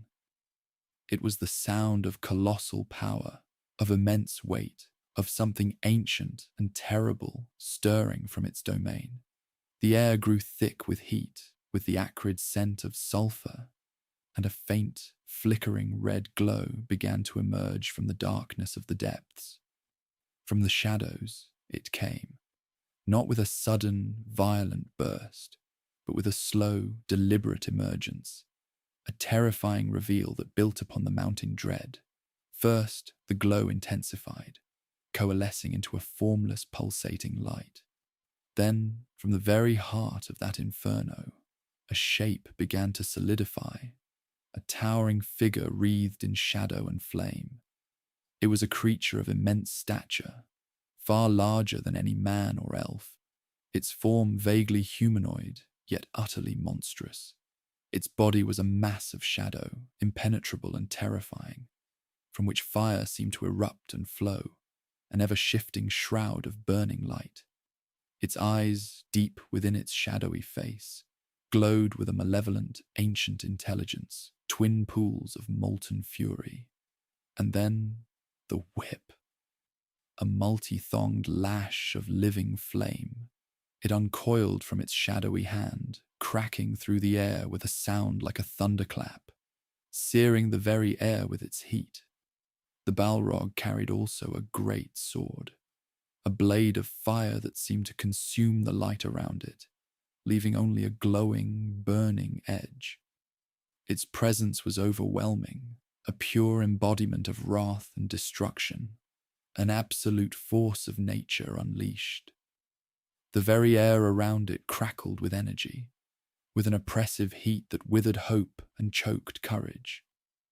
Its roar, when it finally came, was not just a sound, but a physical shockwave, a resonant bellow that tore through the chamber, rattling bones and chilling blood. It was the sound of primal fear, of ancient power unchained, a scream from the depths of time itself. Facing this terrifying manifestation of ancient evil, the members of the Fellowship, even the bravest among them, felt their resolve waver. Legolas, the keen-eyed elf, spoke of it as a shadow and a flame, a description that perfectly encapsulated its terrifying duality. Gimli, the dwarf whose ancestors had faced this monster centuries ago, recognized the horror instantly, his face etched with ancestral dread. Even Gandalf, the mighty Astari, a spirit sent to guide the free peoples, felt the immense weight of this confrontation, recognizing the Balrog for what it truly was, a Maya, a spirit of the same order as himself, but one utterly corrupted and steeped in the primordial darkness of Melkor. It was Gandalf, the grey pilgrim, who stepped forward, placing himself between the monstrous creature and his companions. With his staff held high, his voice ringing with a power that matched the Balrog's own, he declared, "You cannot pass."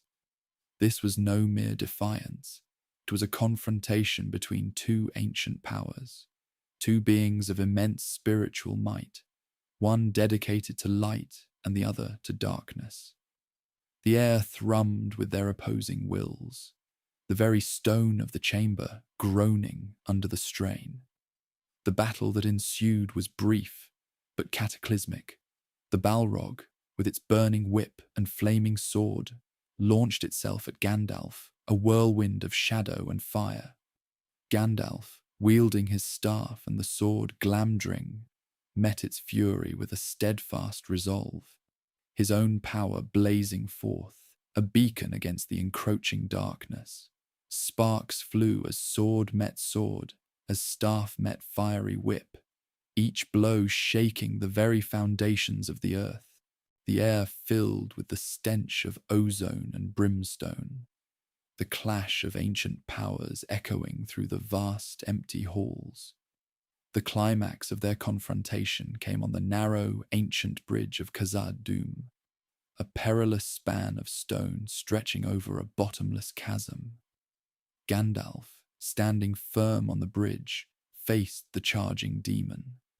With a final, desperate act of will and power, he shattered the bridge beneath the Balrog's feet, sending the creature plummeting into the abyss. But in its fall, the Balrog's fiery whip lashed out, wrapping around Gandalf's ankle, dragging him down into the darkness with it. "Fly, you fools!" Gandalf cried, his voice echoing one last time before he, too, vanished into the unimaginable depths. The silence that followed was absolute, terrifying. The Fellowship, stunned and bereft, could only watch as their guide, their protector, their friend, was consumed by the darkness. They were left alone in the heart of a fallen city, pursued by unseen terrors, and now without the wisdom and power of Gandalf to guide them.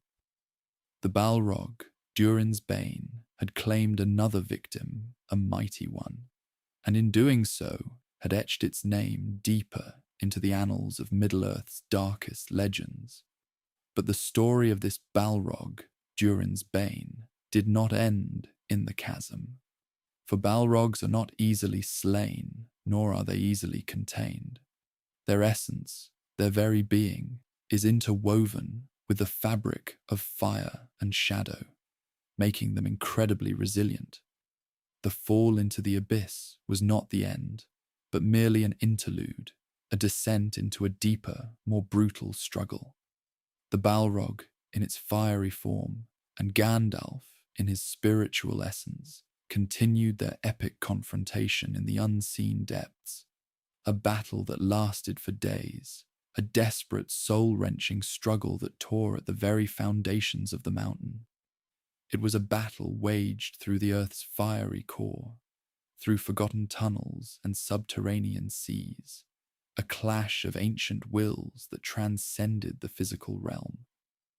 Gandalf, though mortal in his current form, was a Maya, a spirit of immense power, and he drew upon all his inherent strength, all his wisdom, all his dedication to the light, to combat the primordial darkness of the Balrog. He was purged and refined in this fiery crucible, stripped of his mortal trappings, reforged into something greater, something purer. Finally, after days of unrelenting combat, the struggle ascended to the peak of Ziraxigil, the Silvertine Mountain, one of the 3 peaks that towered above Moria. Here, under the open sky, amidst the howling winds and the biting cold, the final phase of their epic duel unfolded. The Balrog, though weakened and scarred by the long struggle, still burned with a terrible, unyielding fury. Its flame was dimming, its shadow wavering, but its malevolence remained undiminished. Gandalf, now clad in white, his power magnified and his weariness forgotten, met it with renewed strength. He had endured the fire and the depths, and he emerged victorious. With a final, mighty blow, he cast down the Balrog, shattering its form, extinguishing its ancient fire. The creature of shadow and flame exploded in a blinding flash of light, and a deafening roar, its essence finally dispersed. Its reign of terror brought to an end. The mountain itself seemed to shudder, as if shedding a great, ancient burden. And so, Durin's Bane, the terror of Moria, the last of its kind to be directly confronted in open battle in the Third Age, was finally vanquished.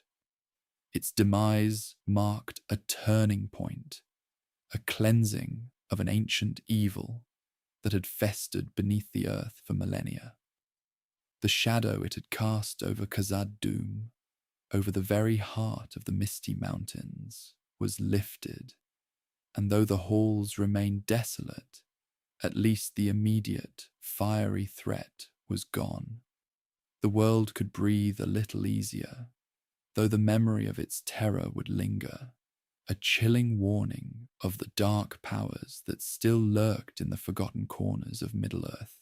The deep, rhythmic breathing of the earth continued, but now, beneath it, the terrifying sound of ancient fire was finally silenced, replaced by a profound, if still mournful, quiet. The story of the Balrogs, though steeped in ancient darkness and fiery destruction, also carries with it a glimmer of hope, a testament to the enduring power of light and courage, even in the face of the deepest, most terrifying shadows that the world has ever known.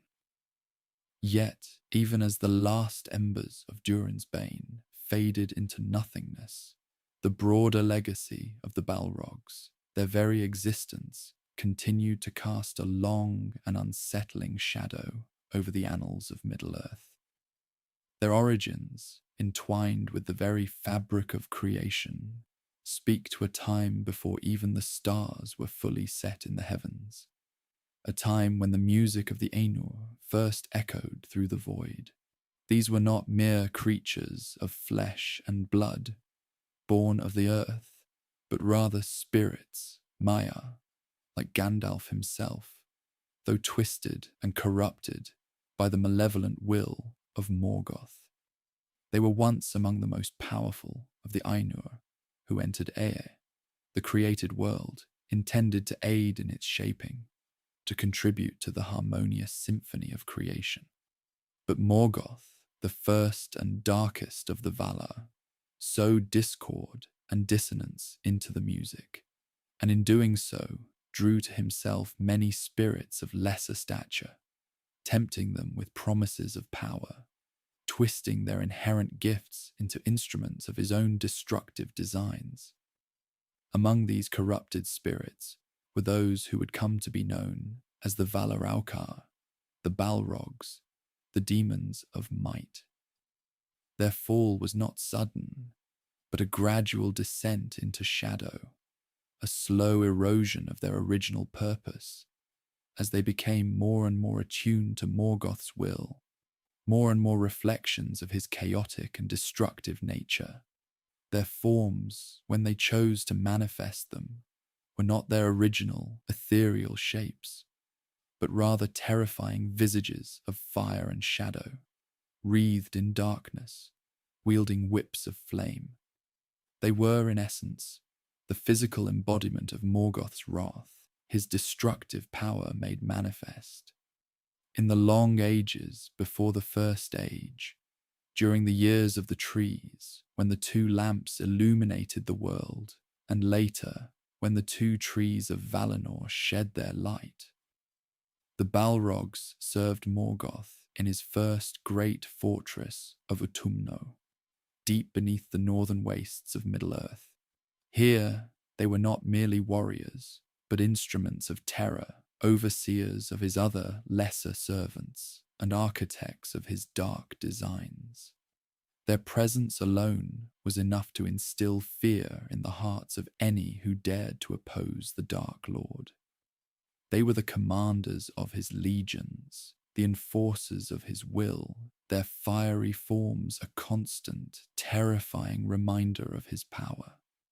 When the Valar finally made war upon Morgoth in the war for the Sake of the Elves, seeking to protect the newly awakened Quendi from his depredations, Utumno was besieged.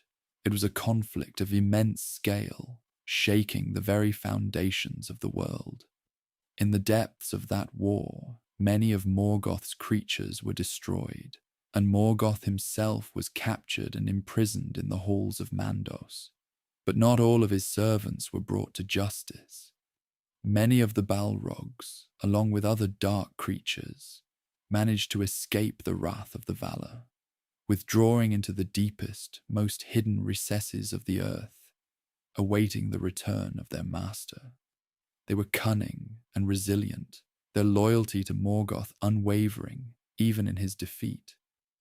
Their retreat was not a surrender, but a strategic withdrawal, a biding of their time. Some of these escaped Balrogs found refuge in Angband, the lesser fortress Morgoth had established as an outpost, but which, after the fall of Utumno, would become his primary stronghold. When Morgoth eventually returned to Middle-earth, having feigned repentance and been released from Mandos, he sought to rebuild his power, and the Balrogs were among the first of his ancient servants to answer his call. They were his most trusted lieutenants, his most formidable weapons in the coming wars against the elves, and later, men. The first age of Middle-earth, the age of the elves, was a time defined by the relentless struggle against Morgoth and his forces. In this epic conflict, the Balrogs played a pivotal and terrifying role. They were present at many of the most devastating battles, their fiery forms a beacon of fear and destruction on the battlefield. Their presence turned the tide of many encounters, their power often overwhelming even the mightiest elven warriors. One of the most iconic and tragic tales involving the Balrogs is the fall of Gondolin. Gondolin, the hidden city of Turgon, was a marvel of elven craftsmanship and beauty, a bastion of light and hope in a world increasingly overshadowed by Morgoth's malice.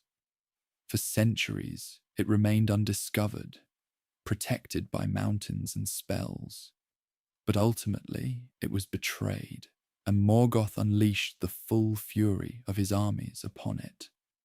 Among these forces were numerous Balrogs, their flames and shadows tearing through the city, reducing its magnificent structures to ruin.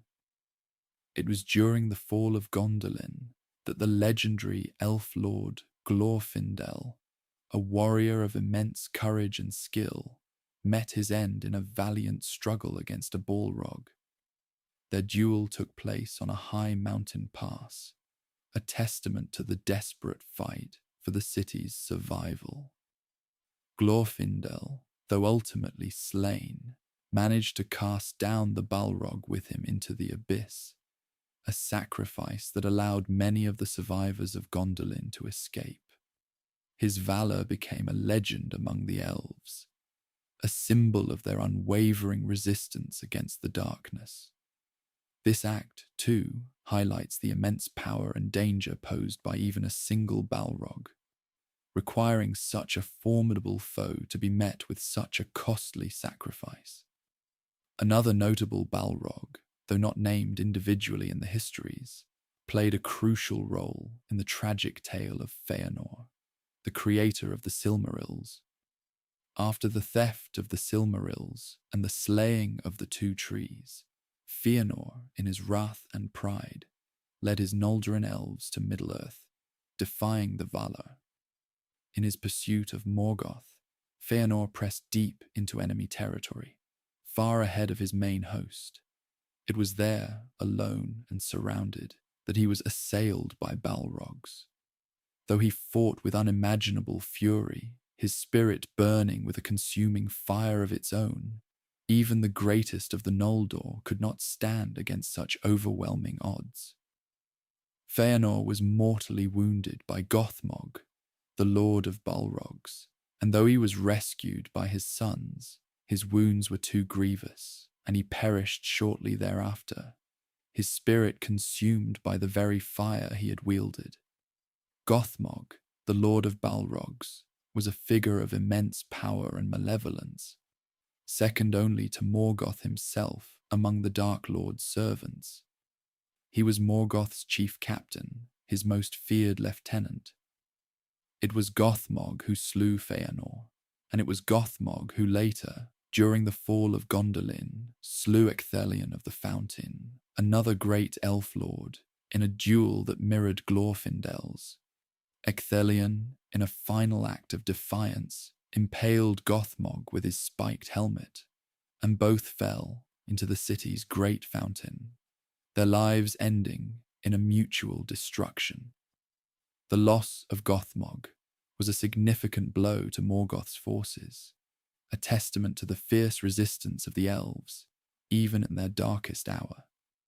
The First Age was replete with such tales of daring and despair, of elves and men battling against the seemingly endless hordes of Morgoth, often encountering the fiery terror of the Balrogs.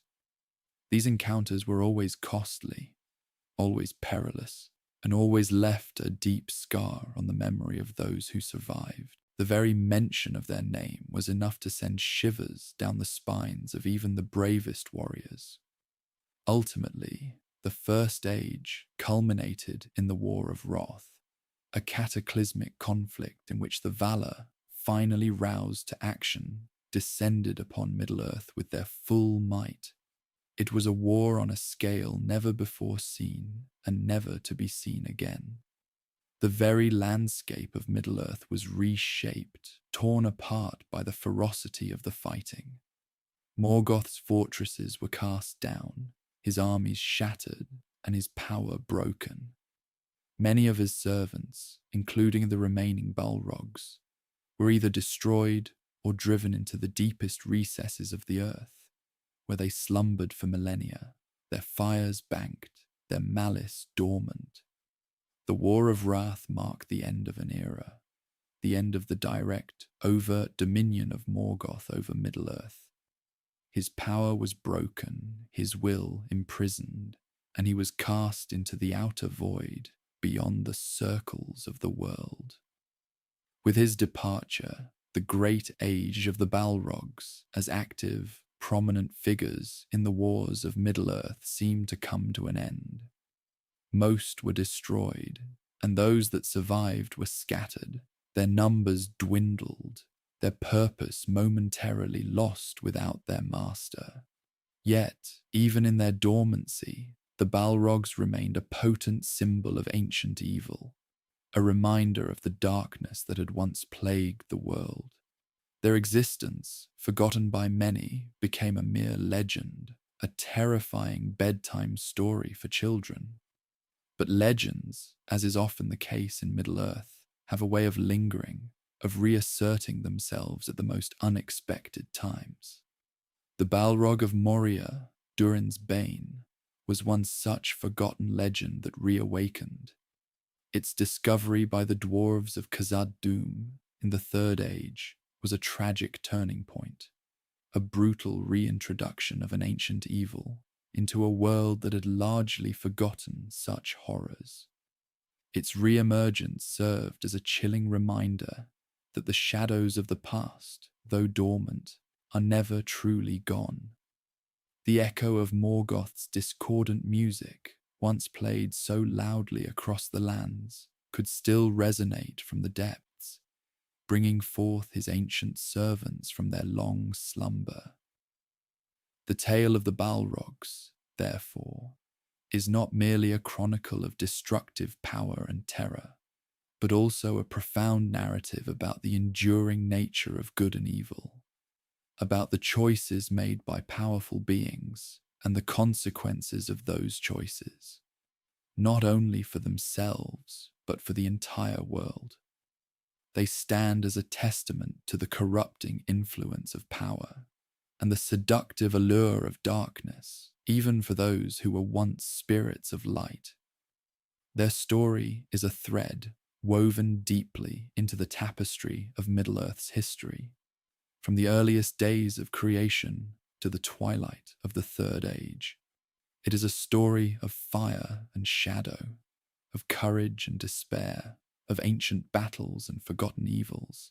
And as we consider the silent, subterranean vastness where Durin's bane once held sway, one can almost feel the lingering chill, the faint echo of its fiery breath, a testament to the profound and unsettling legacy of the Balrogs, the demons of might, who once served the first Dark Lord, Morgoth. Their story, though concluded for now, remains a dark and compelling chapter in the epic saga of Middle-earth, a story whispered on the wind, a warning to all who might delve too deep or stir too much in the forgotten corners of the world. The deep quiet that now falls upon the ancient halls of Moria, once filled with the roar of fire and the clash of steel, holds within it the weight of millennia, a testament to the immense power and long-lasting impact of these terrible beings. And in that quiet, one can almost hear the soft, rhythmic breathing of the sleeping earth itself, a lullaby to the end of an age of fire. This profound silence, however, is not an emptiness, but rather a repository of memory, a vast, echoing chamber where the deeds of all ages reside. It is within such depths that the Balrogs, these ancient spirits of flame and shadow, found their refuge after the cataclysmic defeat of Morgoth in the War of Wrath. For centuries, they lay dormant like embers beneath ash, their immense power contained, not extinguished. The world above ground moved on, oblivious to the slumbering terror just beneath its surface. Elves built their cities, men founded their kingdoms, and dwarves delved into the earth, their picks ringing against stone, unknowingly close to the sleeping demons. This period of dormancy is a fascinating aspect of their story, for it highlights the enduring nature of Morgoth's corruption. Even when their master was cast into the outer void, his most fearsome servants did not simply vanish. They retreated, becoming hidden threats, ticking time bombs waiting for the opportune moment to reawaken. The very concept of a Maya, a spirit of the same order as Gandalf and Sauron, being corrupted to such an extent speaks volumes about Morgoth's insidious influence. These were beings of immense power, initially created to help shape the world, to bring order and beauty. Yet they chose a path of destruction, drawn by the raw, untamed power of Morgoth's discord. It is a stark reminder that even the purest light can be twisted into the most profound darkness. Their transformation from radiant spirits into fiery demons, wreathed in shadow, is a tragic descent, a fall from grace that mirrors Morgoth's own. They traded their divine purpose for a life of servitude, their inherent creativity for a lust for destruction. And in doing so, they became instruments of his will, extensions of his malevolence, their forms forever altered to reflect the darkness within their hearts. Imagine, if you will, the early days, before the sun and moon, when the world was young and still being formed. These Maiar, then uncorrupted, moved across the vastness of Arda, shaping mountains, carving valleys, and weaving the very fabric of existence. Their power was immense, their forms fluid, their intentions pure. But then came Melkor, later to be known as Morgoth, and his discordant music began to tempt and corrupt. Some of these spirits, drawn by the raw, unfettered power of his rebellion, began to deviate from their original path. They were seduced by the promise of dominion, by the allure of shaping the world according to their own desires, rather than the harmonious vision of Ilúvatar. This was the genesis of the Balrogs, the initial spark of corruption that would eventually consume them. Their descent was not instantaneous, but a gradual erosion of their original nature. With each act of rebellion, each surrender to Morgoth's will, their forms began to warp and twist. The light within them dimmed, replaced by an inner fire, a raging inferno fueled by malice and hatred. They became creatures of shadow and flame, their once beautiful forms now terrible and awe-inspiring in their destructive power. The whip of flame, the sword of fire, these were not merely weapons they wielded, but extensions of their very being, manifestations of the internal conflagration that now defined them. They became the instruments of Morgoth's wrath, his shock troops in the wars against the children of Ilúvatar, embodying his desire to dominate and destroy. Their presence on the battlefield was always a harbinger of doom. When the Balrogs appeared, hope often faltered. Their roar was said to shake the very foundations of the earth, their fiery breath searing the air. They were strategists as well as warriors, leading armies of orcs, their dark intellect a terrifying complement to their raw power. The tales of their clashes with the great heroes of the First Age are legendary, whispered in hushed tones even millennia later. Fëanor, the creator of the Silmarils, fell battling Balrogs. Glorfindel, the elf lord, perished fighting one in the mountains. These were not mere monsters to be casually dispatched. They were forces of nature, imbued with a terrible will and an ancient power. The very name Balrog itself, meaning demon of power or demon of terror in Sindarin, perfectly encapsulates their essence. They are not merely creatures, but embodiments of fear, instruments of overwhelming force. To face a Balrog was to face a manifestation of primal evil, a fragment of Morgoth's own darkness made manifest. And yet, despite their immense power, they were not invincible. They could be defeated, though at a terrible cost. The stories of their defeat, like that of Fëanor and Glorfindel, are often tinged with sorrow, for the victory rarely came without immense sacrifice. The War of Wrath, the final cataclysmic conflict of the First Age, saw the overwhelming defeat of Morgoth and his forces. Many Balrogs perished in that terrible war, extinguished by the might of the Valar and the hosts of the West. But some, as we know, escaped. They burrowed deep into the earth, seeking refuge in the darkest places, far from the light of Valinor and the wrath of the victorious armies. These were the ones who would lie dormant for millennia, their presence a forgotten scar on the face of Middle-earth, waiting for the opportune moment to reawaken. The Balrog of Moria, Durin's bane, holds a special place in this grim lineage.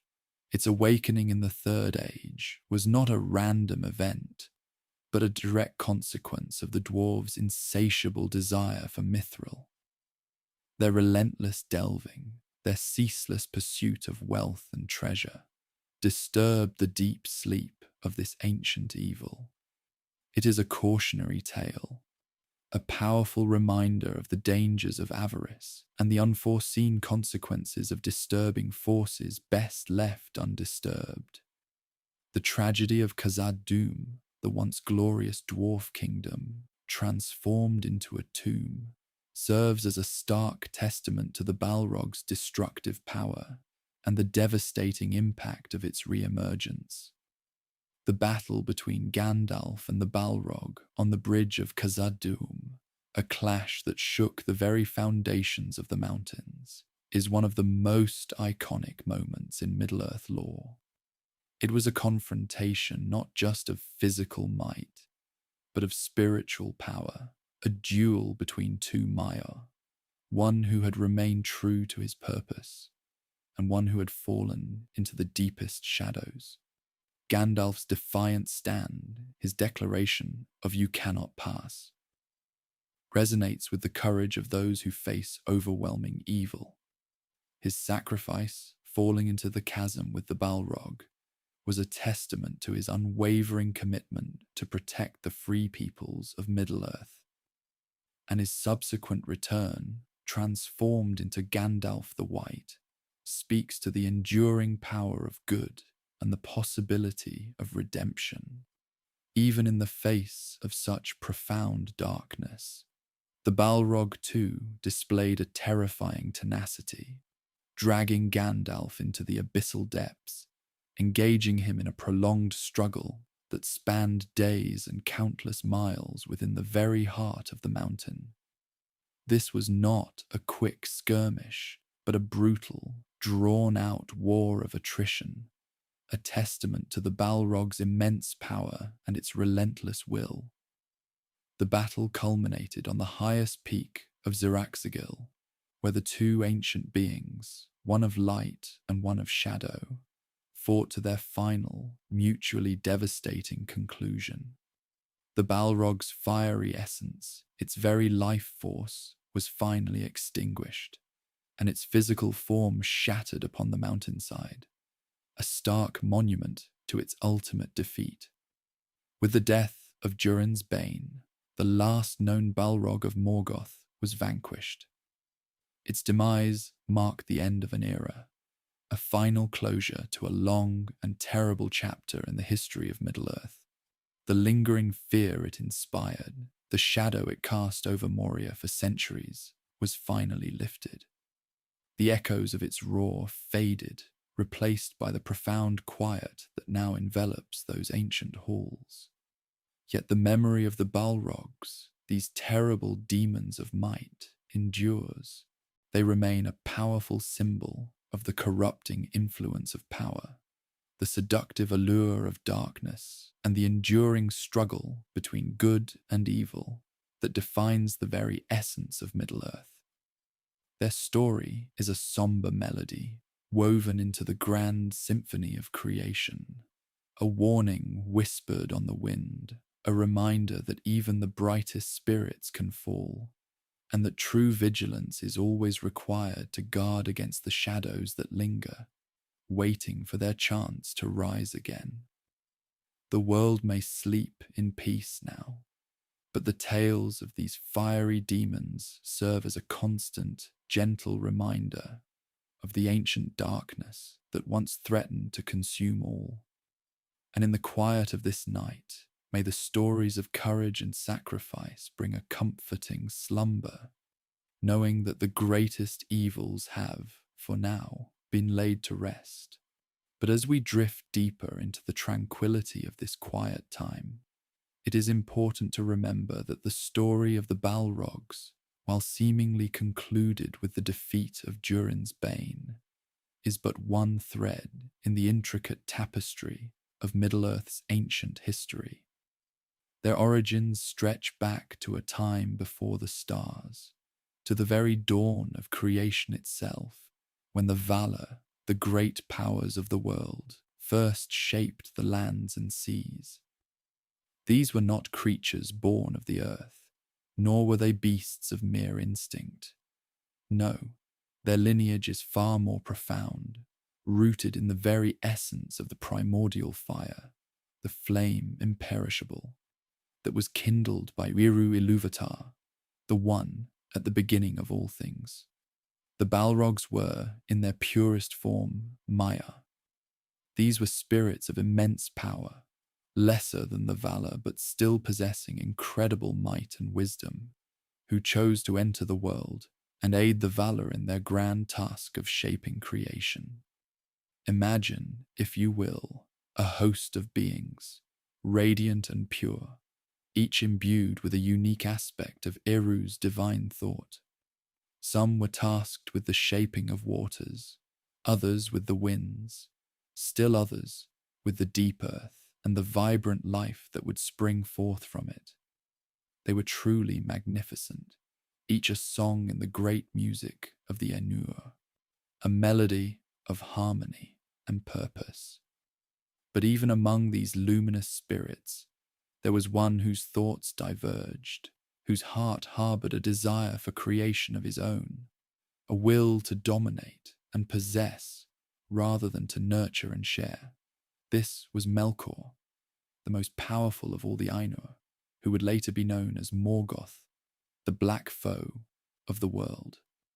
His discord in the music of the Ainur was the first great stain upon creation, a dissonance that warped and twisted the beautiful themes woven by Eru. And it was into this emerging darkness, into the growing shadow of Melkor's ambition, that some of the Maiar were drawn. They were not inherently evil, not at their beginning. They were, perhaps, swayed by Melkor's immense power, his charismatic, albeit corrupt, vision, or perhaps they simply saw in him a path to greater influence, a way to exert their own formidable wills in the shaping of the world. They fell slowly at first, then with increasing speed, like stars drawn into a black hole, their brilliance diminishing, their forms twisting and contorting under the influence of their new master. These were the first Balrogs, the Valaraukar, as they were known in the ancient tongue, the demons of power. They were Maya who had been corrupted by Melkor, transformed from spirits of light and warmth into beings of shadow and flame. Their original forms, whatever they might have been, were lost to the pervasive darkness of their new allegiance. They became beings of terror, wreathed in fire and smoke, their voices like the rending of mountains, their whips of flame and shadow, a terrifying extension of their malevolent wills. Their fall was a tragedy, a profound loss of beauty and grace in the burgeoning world. Imagine the sorrow of the Valar, witnessing these once pure spirits descend into such abyssal depths. It was a stark reminder that even the strongest can be corrupted, that the seeds of evil can take root even in the most noble of hearts if vigilance is abandoned. These corrupted Maya became Melkor's most feared and powerful servants, his captains and his enforcers in the long wars against the free peoples of Middle-earth.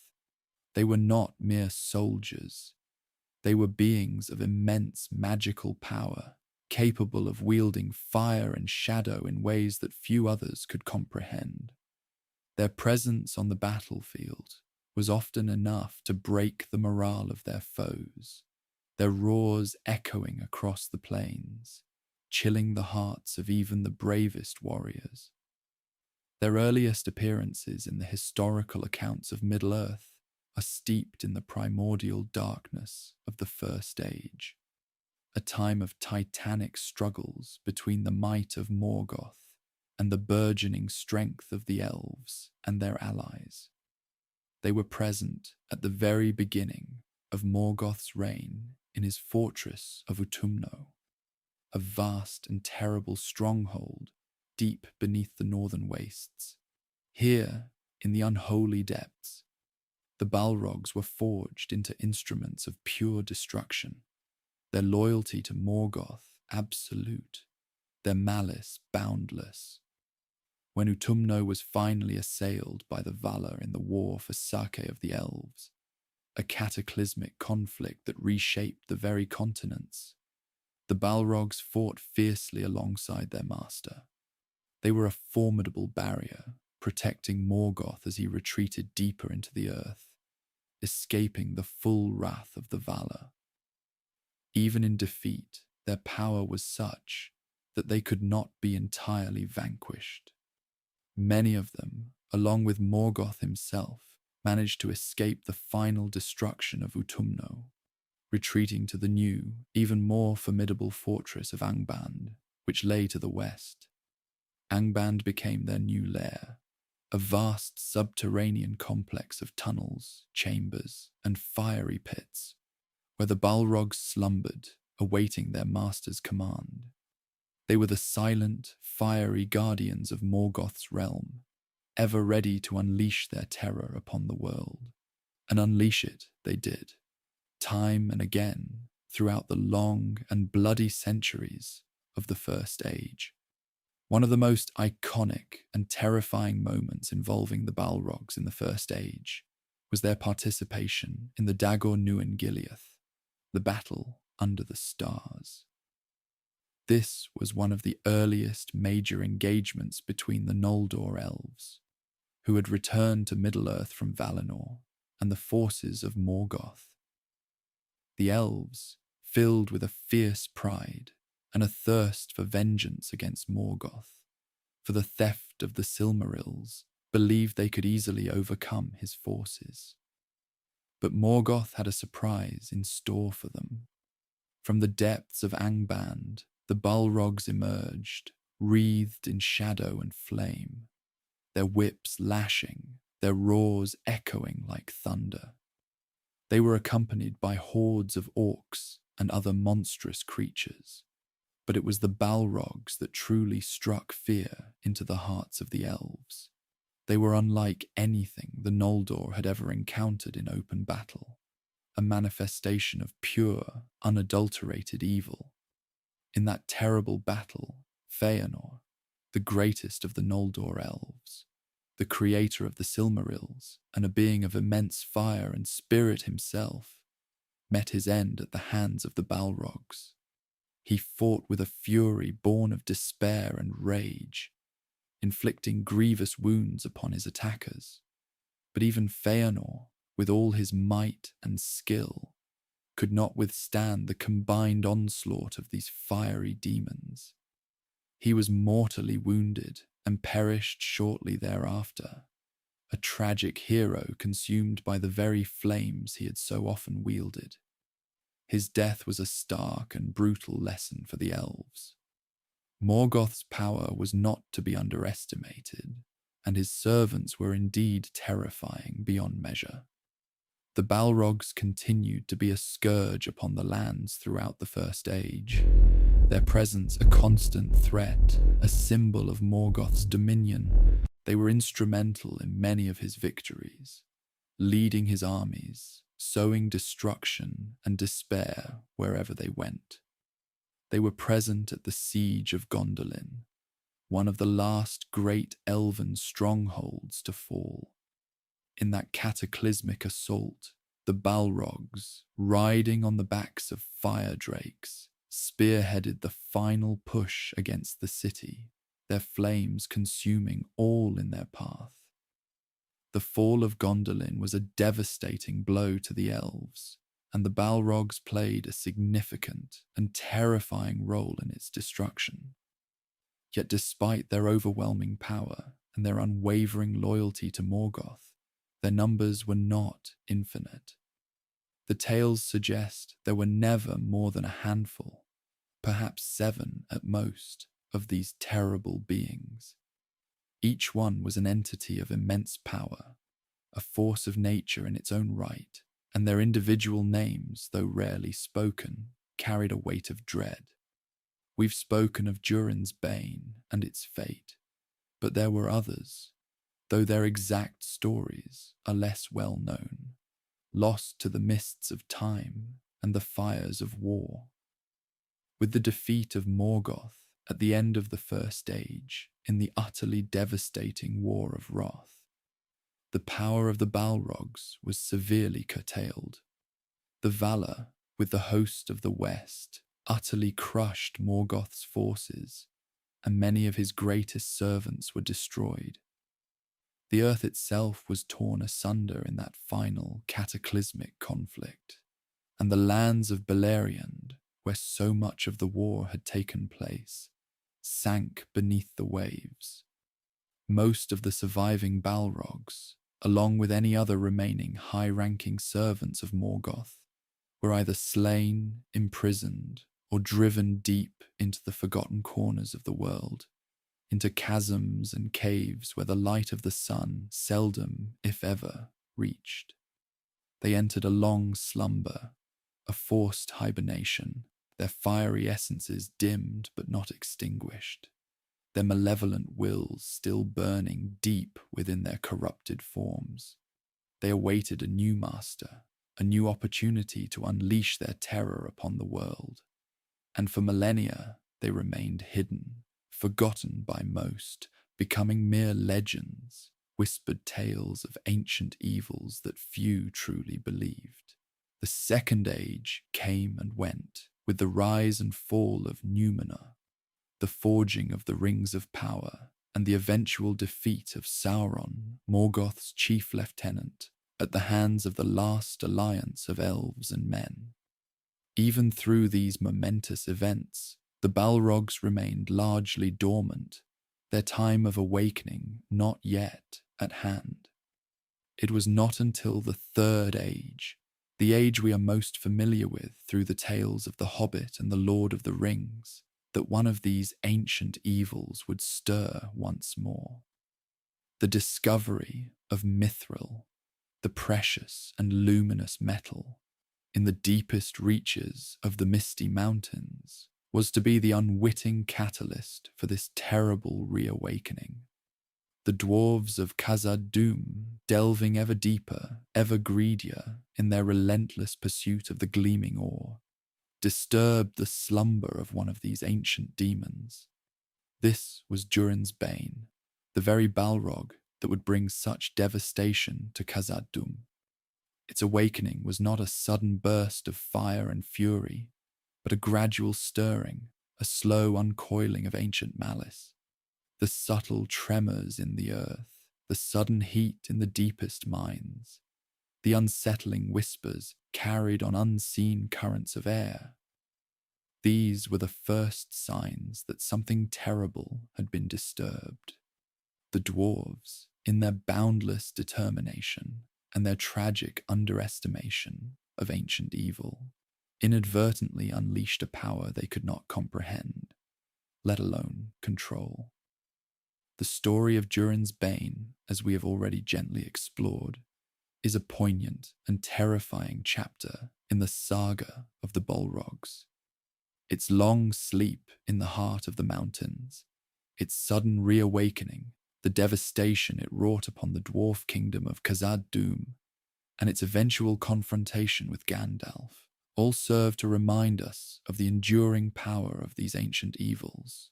Even after millennia of slumber, their inherent might, their corrupting fire, and their unwavering malice remained undiminished.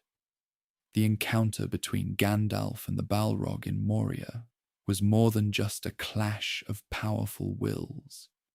It was a symbolic battle between the fading light of the First Age and the lingering shadows of a time long past. Gandalf, a Maya himself, and in his own way, a spirit of fire and light, stood as a bulwark against the darkness that Durin's Bane represented. Their duel, spanning the chasms and peaks of the mountains, was a final, desperate struggle, a last echo of the great wars that had shaped Middle-earth. And with the Balrog's demise, a profound quiet settled over the world. The last known active Balrog was gone. The age of the great demons of power, the fiery servants of Morgoth, seemed to have finally drawn to a close. Their story, a tale of corruption, destruction, and ultimate defeat, serves as a powerful reminder of the cyclical nature of good and evil, and the constant need for vigilance against the shadows that persist, even in the quietest corners of the world.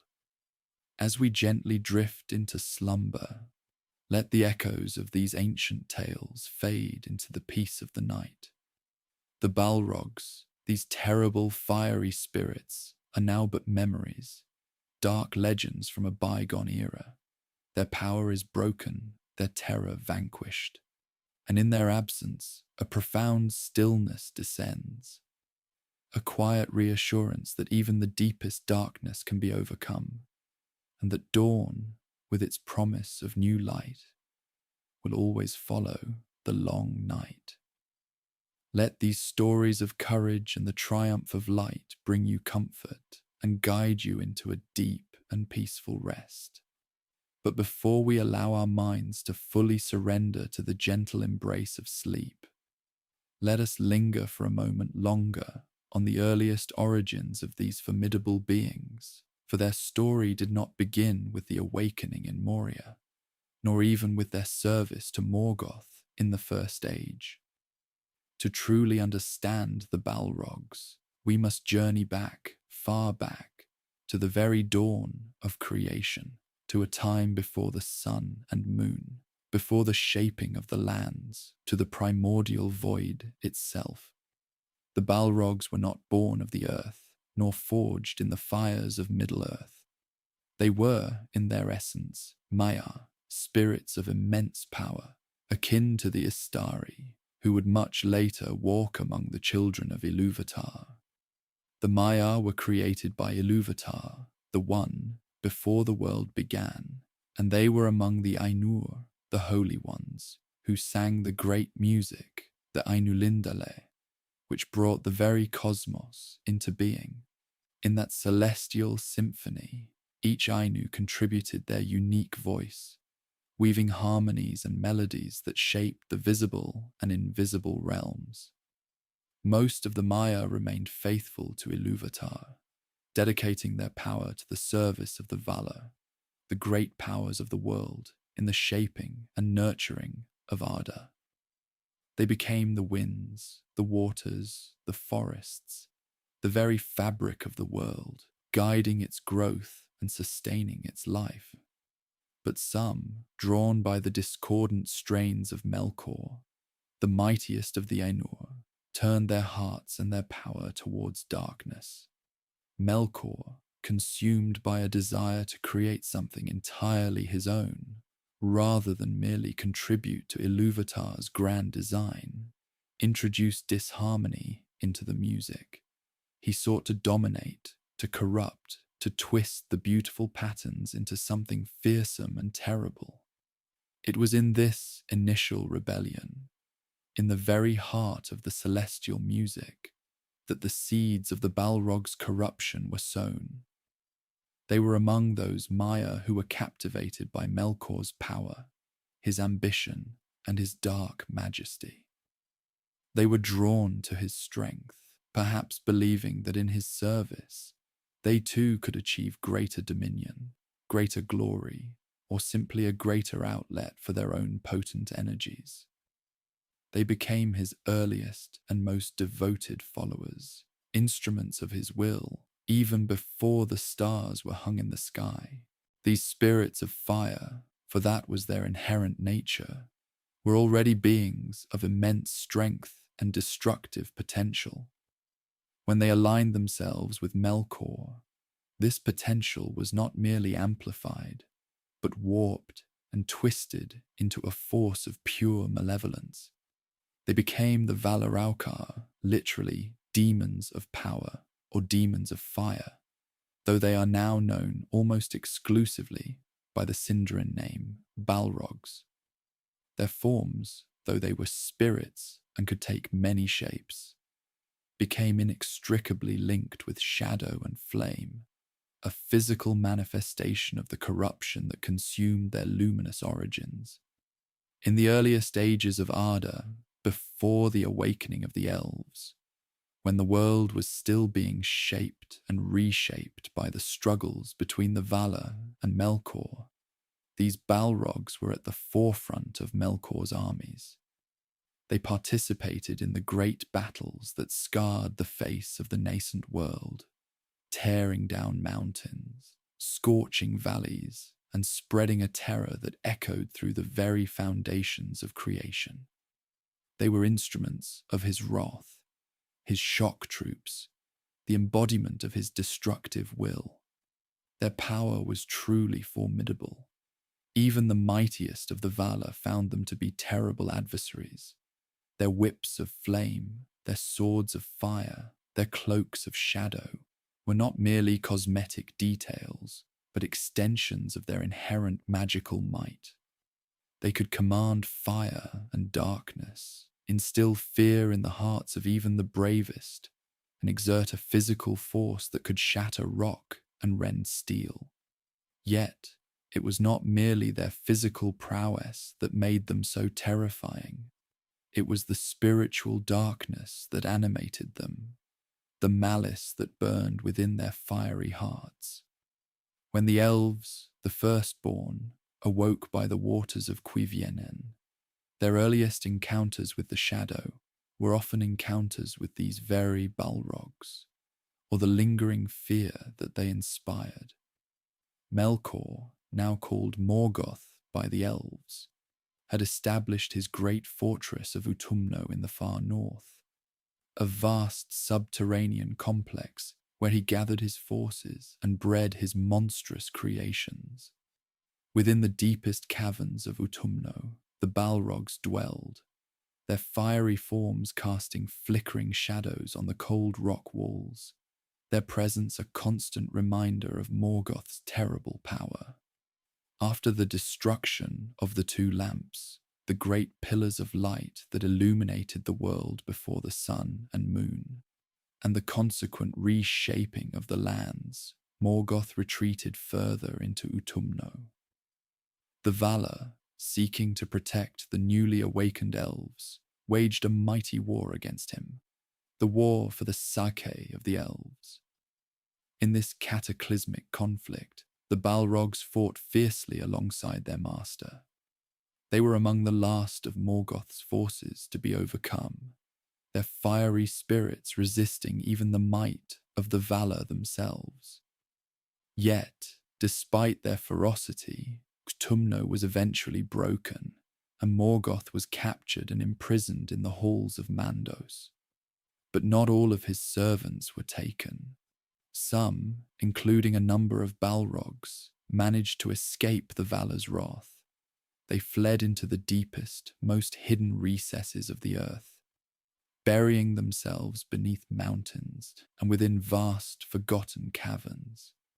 There they lay dormant, slumbering for long ages, their fires banked, their malice simmering, awaiting the return of their master or a new opportunity to unleash their destructive power upon the world.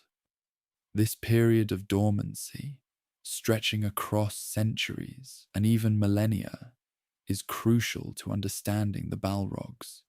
It speaks to their incredible resilience, their capacity to endure, and the deep, inherent power that allowed them to survive, even without the direct command of Morgoth. They were not mere extensions of his will that would fade with his absence. They were powerful beings in their own right, though their wills were inextricably bound to his overarching darkness. When Morgoth eventually returned to Middle-earth, having feigned repentance and secured his release from Mandos, he established his new fortress, Angband, which had been a lesser stronghold of his beneath the Iron Mountains. It was to Angband that the scattered Balrogs, sensing their master's reawakening, gradually emerged from their hidden lairs. They returned to his service, their fires rekindled, their loyalty unwavering, and became once again the captains of his armies, the scourges of the Elves and Men. Foremost among these was Gothmog, the lord of Balrogs, a figure of immense power and dread, whose very name struck terror into the hearts of his foes. He wielded a great black axe and a whip of flame, and his size and strength were said to be greater than any other Balrog. Gothmog was a commander of Morgoth's forces in many of the greatest battles of the First Age, leading legions of orcs and other fell creatures against the elves. He was responsible for the deaths of several great elvish heroes, including Fëanor, the creator of the Silmarils, and Fingon, the High King of the Noldor.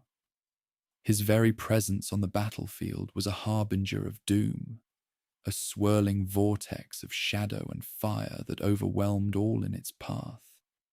The Balrogs were instrumental in Morgoth's wars, particularly the brutal sieges and devastating battles that marked the conflict between his might and the valiant but ultimately doomed resistance of the elves. They were the spearhead of his assaults, the ultimate expression of his destructive will. Their fiery forms and terrifying roars instilled panic and broke the morale of their enemies. They were a constant, burning threat, a symbol of the seemingly unstoppable power of the Dark Lord. One of the most tragic and impactful events involving the Balrogs was the fall of Gondolin, the hidden elvish city. In that last great stronghold of the Noldor, the Balrogs, led by Gothmog, played a pivotal role in its destruction. They scaled the mountains, breached the walls, and unleashed fire and terror upon the elves, bringing about the end of a glorious era and scattering the last hopes of the First Age. The image of the Balrogs, wreathed in flame and shadow, tearing through the beautiful city, remains a powerful and haunting testament to their destructive might. Yet even in their terrible glory, the Balrogs were not invincible. They could be wounded, and they could be slain, though it required the mightiest of heroes and the greatest of sacrifices. The legends speak of Glorfindel of Gondolin, who, in a valiant act of self-sacrifice, battled a Balrog on the mountain pass of Cirith Thoranath, slaying it but falling himself to his death. This act, a beacon of courage amidst the darkness, showed that even these powerful demons could be overcome by unwavering resolve and pure heart. The War of Wrath, the final cataclysmic conflict of the First Age, saw the ultimate defeat of Morgoth and the utter devastation of Beleriand. In that immense struggle, the Balrogs fought their last great battles alongside their master. Many were destroyed in the conflagration, their fiery spirits consumed by the very forces they commanded. Gothmog himself was slain in this war, brought down by the valiant Ecthelion of the Fountain, though Ecthelion too perished in the struggle. The scale of destruction was unimaginable, and the forces of good, allied with the Valar, utterly crushed Morgoth's power. With Morgoth cast out into the outer void, sealed beyond the doors of night, the surviving Balrogs, few in number, once again sought refuge in the deepest places of the world. They were shattered, their master gone, their power greatly diminished by the immense effort of the war. They retreated into the shadows, into the forgotten depths beneath the mountains, to slumber once more, their fires banked, their malice lingering, awaiting a time when they might once again stir. And so we return to the quiet awakening in Moria, the tale we began our journey with. The Balrog, known as Durin's Bane, was one such survivor. one of the few who escaped the cataclysm of the War of Wrath. It had slumbered for millennia beneath the Misty Mountains, its presence a hidden menace, a ticking time bomb of ancient evil. Its reawakening was not a resurgence of Morgoth's direct power, but rather a lingering echo, a testament to the enduring corruption that he had instilled in his earliest servants. The stories of the Balrogs, from their radiant origins as Maya to their descent into darkness, their service to Morgoth, their involvement in the Great Wars, and their eventual defeat, are not merely tales of monstrous creatures. They are parables of choice and consequence, of the corrupting influence of power, and of the enduring struggle between light and shadow.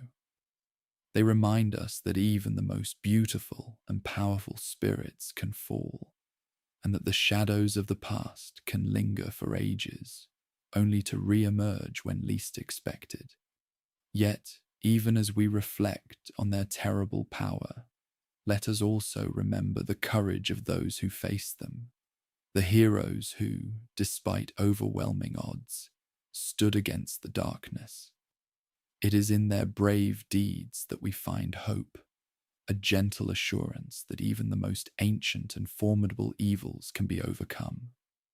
The Balrogs are now truly gone from Middle-earth, their fiery reign a distant memory, a whisper in the annals of time.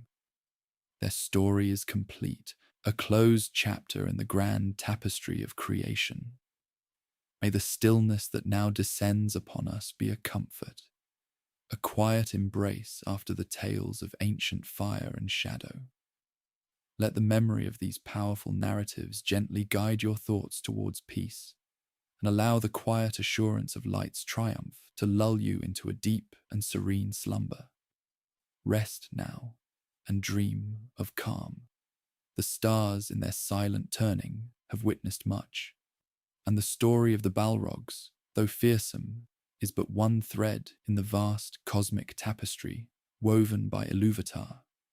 Let us drift further then into the quiet echoes of time, exploring other ancient beings whose stories intertwine with the very fabric of Arda, beings whose origins are as deep and mysterious as the Balrogs themselves, though their paths diverged in profound ways. Consider, for a moment, the Ents, the ancient shepherds of the trees. Their story, too, begins in the earliest days, born of the thought of Yavanna, the Vala who cherished all growing things. When Yavanna foresaw the coming of the children of Ilúvatar, the Elves and Men, and the potential harm they might inflict upon her beloved forests, she spoke to Manwë, voicing her concern. She feared that the children, in their need and their industry, might fell her trees without thought or reverence. And Manwë, in his wisdom, brought this plea before Ilúvatar, who granted permission for spirits to dwell within the trees, to awaken and protect them. These were the Ents, slow to anger, slower still to act, but possessed of an immense, enduring strength, rooted in the very earth they protected. Unlike the Balrogs, who were spirits of fire, the Ents were spirits connected to life, to growth, to the deep, resonant heartwood of the world. They were not corrupted by Morgoth, though his shadow did touch their brethren, twisting some trees into dark and malevolent forms. The Ents themselves remained steadfast, guardians of a primal innocence, a living memory of a time when the world was young and green, untouched by the strife of the Valar and the fallen Maya. Their very existence was a counterpoint to the destructive fury of the Balrogs. Where the Balrogs embodied ruin and flame, the Ents embodied preservation and slow, deliberate growth. Imagine the contrast. A Balrog, a creature of shadow and whip of fire, tearing through a forest, leaving desolation in its wake. And an Ent moving with ponderous grace, speaking in deep, rustling tones, tending to its beloved trees, nurturing life. Both are ancient, both are powerful, but their essences are antithetical. The language of the Ents, known as Entish, was a marvel in itself, evolving over countless ages. It was a slow, deliberate tongue, reflecting their own nature, a language that could take an hour to say what man could say in a minute, and perhaps a day to utter what man could say in an hour. It was a language of nuance, of ancient memories, of the subtle changes in light and wind and the slow turning of the seasons. It was a language utterly unsuited for the quick commands of war or the sharp pronouncements of malice, a testament to their peaceful, contemplative nature. Yet, even these gentle giants could be roused to wrath, a wrath that was terrible to behold, like the uprooting of mountains. Their awakening in the War of the Ring, spurred by the destruction wrought by Saruman upon the forests of Isengard, was a moment of profound significance. It showed that even the most enduring patience has its limits, and that the defense of life, when pushed to its uttermost extreme, can unleash a force as formidable as any fire. Their march on Isengard, the shattering of its walls, the drowning of its pits, these were acts of righteous fury, a cleansing, a bringing of natural justice against the unnatural defilement of the land. So, while the Balrogs descended into darkness and served a destructive master, the Ents remained true to their original purpose, guardians of the living world, a slow, steadfast force of nature. Their story whispers of endurance, of the deep connection between spirit and the earth, and of the quiet power that resides in protecting what is good and true. Let us now turn our thoughts to another category of beings, equally ancient, equally profound in their impact on the world, yet vastly different from both the fiery Maya and the tree herders, the dragons. The dragons were not Maya, nor were they spirits imbued into natural forms. They were creatures of Morgoth's own making, bred from his darkest thoughts, infused with his malice and his immense, corrupting power. Their origins are shrouded in shadow, born of the First Age, a testament to Morgoth's ability to twist and distort life into monstrous forms. The first and greatest of these was Glaurung, the Golden, the father of dragons. He was a wingless dragon, a great Uroloki, a fire drake of immense size and terrifying power. He emerged from Angband in the First Age, a living siege engine, a creature of fear and flame, designed by Morgoth to sow terror and destruction among the free peoples of Middle-earth. Unlike the Balrogs, who were spirits in incarnate form, Glaurung was a beast, albeit one of immense intellect and cunning, capable of speech and possessing a hypnotic gaze that could ensnare the will of men. Glaurung's destructive path through Beleriand was a cataclysm. He sacked cities, decimated armies, and brought about the ruin of entire realms. He was a creature of immense physical might, his scales impervious to all but the most potent weapons, his breath a searing inferno. But his most insidious weapon was his mind, his ability to manipulate and deceive, to sow discord and despair, particularly in his encounter with Turin Turambar, a tale of tragedy and fate almost unparalleled. Other dragons followed, great winged beasts like Ankalagan the Black, the mightiest of them all, whose coming in the War of Wrath was a spectacle of terrifying power, darkening the sky and threatening to turn the tide against the host of the Valar.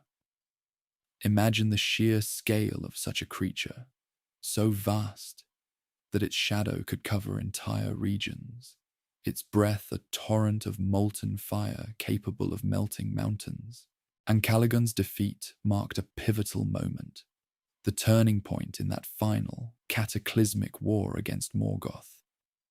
Later, in the Third Age, we encounter Smaug, perhaps the most famous dragon of all, a creature of immense greed and pride, whose hoard lay beneath the lonely mountain.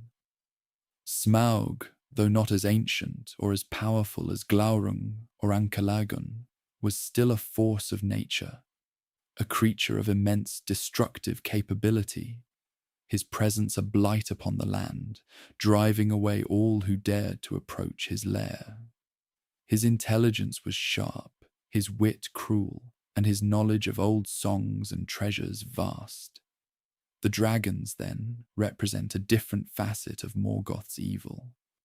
While the Balrogs were fallen angels, twisted spirits, the dragons were wholly his creations, born of his corrupting will, instruments of his power from their very inception.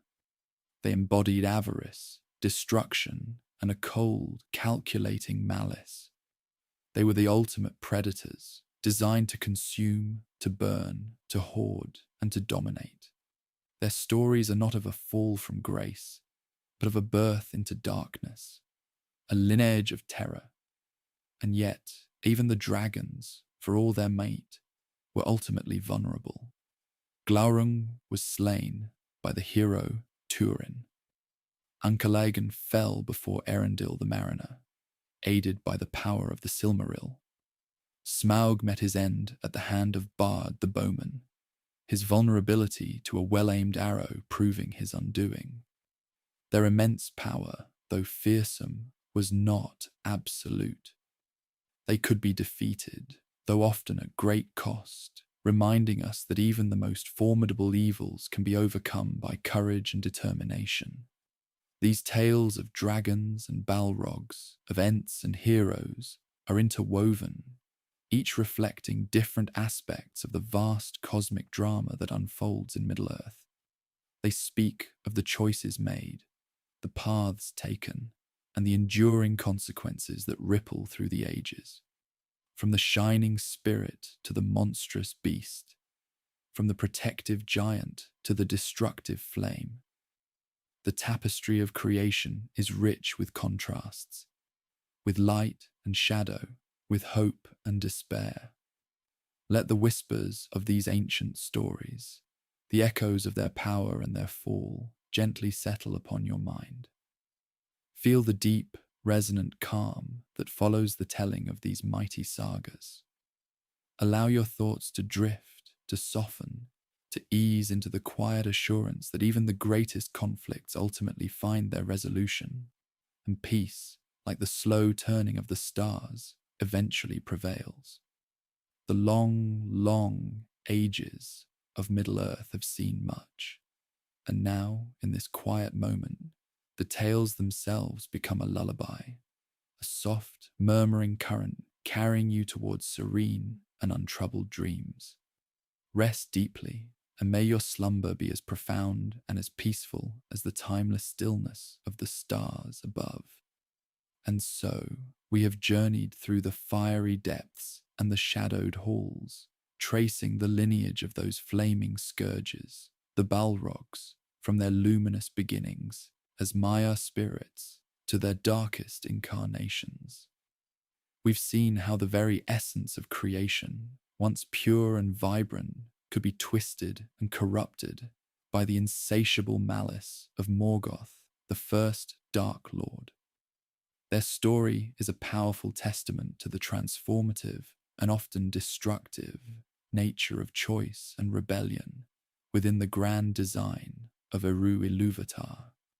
But the Balrogs, for all their fearsome might and their pivotal roles in the great wars of the First Age, were not alone in serving the shadow. Morgoth, in his relentless pursuit of domination, sought to pervert and control all forms of life, to bend them to his will, or to fashion new, monstrous forms from the very fabric of the world.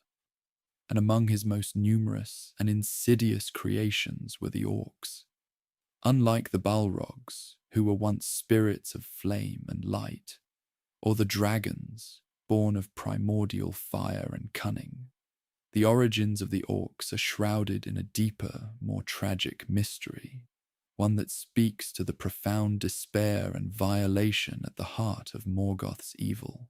While the elves believed them to be corrupted elves, twisted beyond recognition through torment and dark sorcery, the full truth remains elusive, a painful scar upon the memory of Middle-earth. Some tales suggest they were indeed elves, captured in the early days of their awakening before the great journey to the west, and then subjected to unspeakable horrors, their bodies and spirits warped into the hideous, hate-filled creatures that served as Morgoth's foot soldiers. Others whisper of a different origin, of beings fashioned from the mud and slime of the earth, infused with the dark essence of their master, a grotesque mockery of life. Regardless of their precise genesis, the orcs were undoubtedly the progeny of Morgoth's will, manifestations of his hatred and his desire to defile all beauty and goodness. They were numerous beyond counting, their lives short and brutal, their purpose solely to kill, to destroy, and to serve their master. They knew no joy, only a grim satisfaction in cruelty and slaughter. Their forms were varied, some squat and broad, others lean and wolf-like, their skin often green or grey, their teeth sharp, their eyes glinting with a malevolent light. They lived in darkness, preferring the deep caverns and tunnels beneath the earth, emerging only to raid, to pillage, and to spread terror. Their weapons were crude but effective, their armor often cobbled together, yet they fought with a desperate ferocity, driven by fear of their masters and a deep-seated hatred for all that was fair and bright. They were not brave in the traditional sense, but they were relentless, their numbers overwhelming, their tactics brutal. They were the perfect instruments of war for a power that sought to engulf the world in shadow. The orcs, unlike the Balrogs, represented not a majestic fall, but a pervasive, festering corruption. They were the small, sharp teeth of Morgoth's empire, gnawing away at the edges of civilization, a constant threat, a ubiquitous evil. They were the antithesis of the elves, the men, and the dwarves, embodying all that was ugly, destructive, and devoid of grace.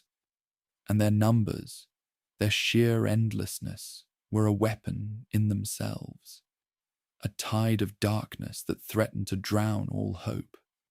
Yet even within the ranks of the orcs, there were distinctions, variations born from the specific purposes Morgoth and later Sauron had for them. There were the common orcs, the nameless masses, and then there were the larger, stronger Uruk-hai, bred for greater endurance and a chilling discipline, capable of marching in sunlight, a development that came much later, under Sauron's oppressive hand. These Uruks, a terror in the Third Age, were a testament to the enduring, evolving nature of evil, always seeking new ways to manifest its power. Their lives were filled with toil and suffering, driven by whips and threats, their loyalty born of terror rather than love. They squabbled among themselves, their societies rife with petty cruelties and betrayals, a reflection of the fractured, hateful heart from which they sprang. They were the tragic victims of Morgoth's malice, even as they were its perpetrators, forever bound to the darkness that created them. Their story is a somber counterpoint to the glorious, albeit tragic, tales of the Elves and Men, a reminder of the profound depths to which life could be debased and distorted. Moving further into the tapestry of Morgoth's perversions, we encounter the werewolves. These creatures of nightmare were not simply animals. but fell spirits, often mire of lesser power or other dark essences, that took the form of wolves or possessed the bodies of wolves, transforming them into horrific, intelligent predators. The most infamous among them was Karkaroth, the Red Maw, a beast of immense size and terrifying power, whose fangs were poisoned by Morgoth himself, making him a living weapon of unparalleled dread. Karkaroth's tale is one of desperate heroism and tragic loss.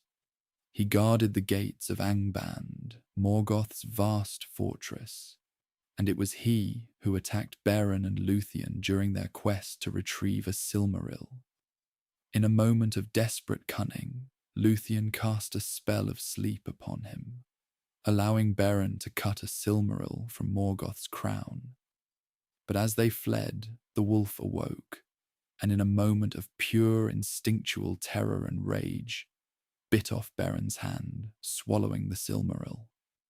The jewel, burning with the light of the two trees, caused him unimaginable agony, driving him into a frenzy of destruction, burning his insides, causing him to lay waste to the land before he was finally brought down by Huan, the great hound of Valinor, in a climactic and tragic battle. The werewolves, then, are another facet of Morgoth's dominion over the natural world, taking creatures of the wild and infusing them with a malevolent intelligence and a supernatural ferocity. They represent the corruption of instinct, the turning of the hunt into a predatory evil, devoid of any natural balance. They were instruments of fear, their howls echoing across the desolate lands, striking terror into the hearts of mortals and elves alike. And then there are the vampires, though only one is ever truly named and brought to prominence. Thuringwethil, the messenger and servant of Sauron, who took the form of a great bat. Her role was brief but significant, acting as a shape-shifting spy and courier for the Dark Lord.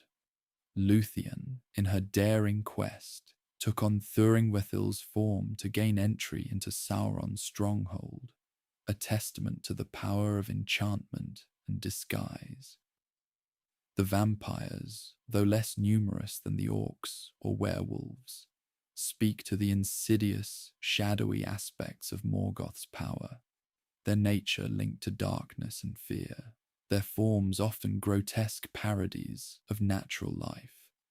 These are but a few of the terrors unleashed by Morgoth, each representing a different aspect of his destructive will. The Balrogs, fiery, fallen mire, embodying raw, elemental destruction. The dragons, cunning, avaricious, born of his corrupting fire. The orcs, countless, vile, a pervasive blight upon the land, embodying hatred and despair. The werewolves, savage spirits in bestial forms, representing the perversion of nature. And the vampires, shadowy, shape-shifting, agents of stealth and fear.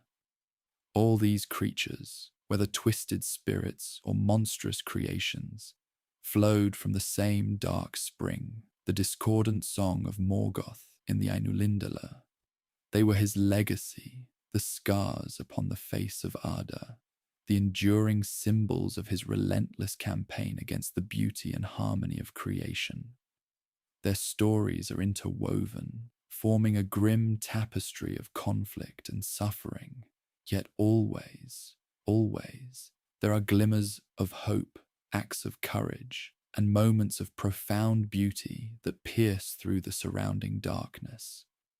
The history of Middle-earth is not merely a chronicle of battles and terrors, but a profound exploration of good and evil, of free will and fate, of the enduring power of light against the encroaching shadow.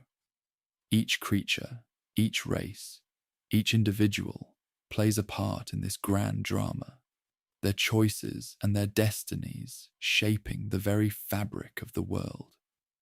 And as we consider these dark manifestations, these agents of sorrow and destruction, we are reminded of the preciousness of peace, the fragility of beauty, and the infinite resilience of the spirit that continually strives for goodness and light. Let these tales, so full of ancient power and lingering shadows, now recede into the quiet chambers of your mind.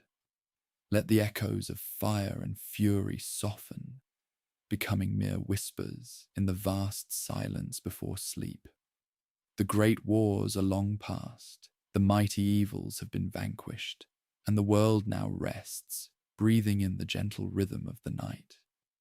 Allow the stories to lull you, to guide you deeper into a state of profound tranquility. The journey through these ancient histories has been long, the landscapes varied and often fearsome, but now the path leads only to rest. Feel the weight of the day lifting, the concerns of the waking world receding like distant memories. Your mind is calm, your body is heavy, and peace settles upon you like a soft, warm blanket. Let go and drift into the deep, restorative slumber that awaits you. The stars are watching, ancient and serene, and all is well. And within this grand tapestry, among the most formidable and terrifying of Morgoth's servants, stand the Balrogs. Their very name whispers of power and dread, a testament to their fiery nature and their devastating impact upon the first age of Middle-earth. They were not born of the earth, nor were they twisted from living creatures, but rather they were beings of immense spiritual power, Maya like Gandalf and Saruman, yet corrupted and twisted to serve the Lord of Darkness. Imagine, if you will, the earliest moments of creation when Ilúvatar, the One, brought forth the Ainur, the Holy Ones, to sing the music of the Ainur. This was the primordial symphony that shaped the very fabric of the cosmos, a song of such beauty and complexity that it brought into being the stars, the planets, and eventually the world we know as Arda. Among these, Ainur was Melkor, later known as Morgoth, the mightiest of them all, yet also the first to embrace discord. He wove his own themes into the music, jarring, dissonant notes that sought to dominate and disrupt the harmony of the other Ainur.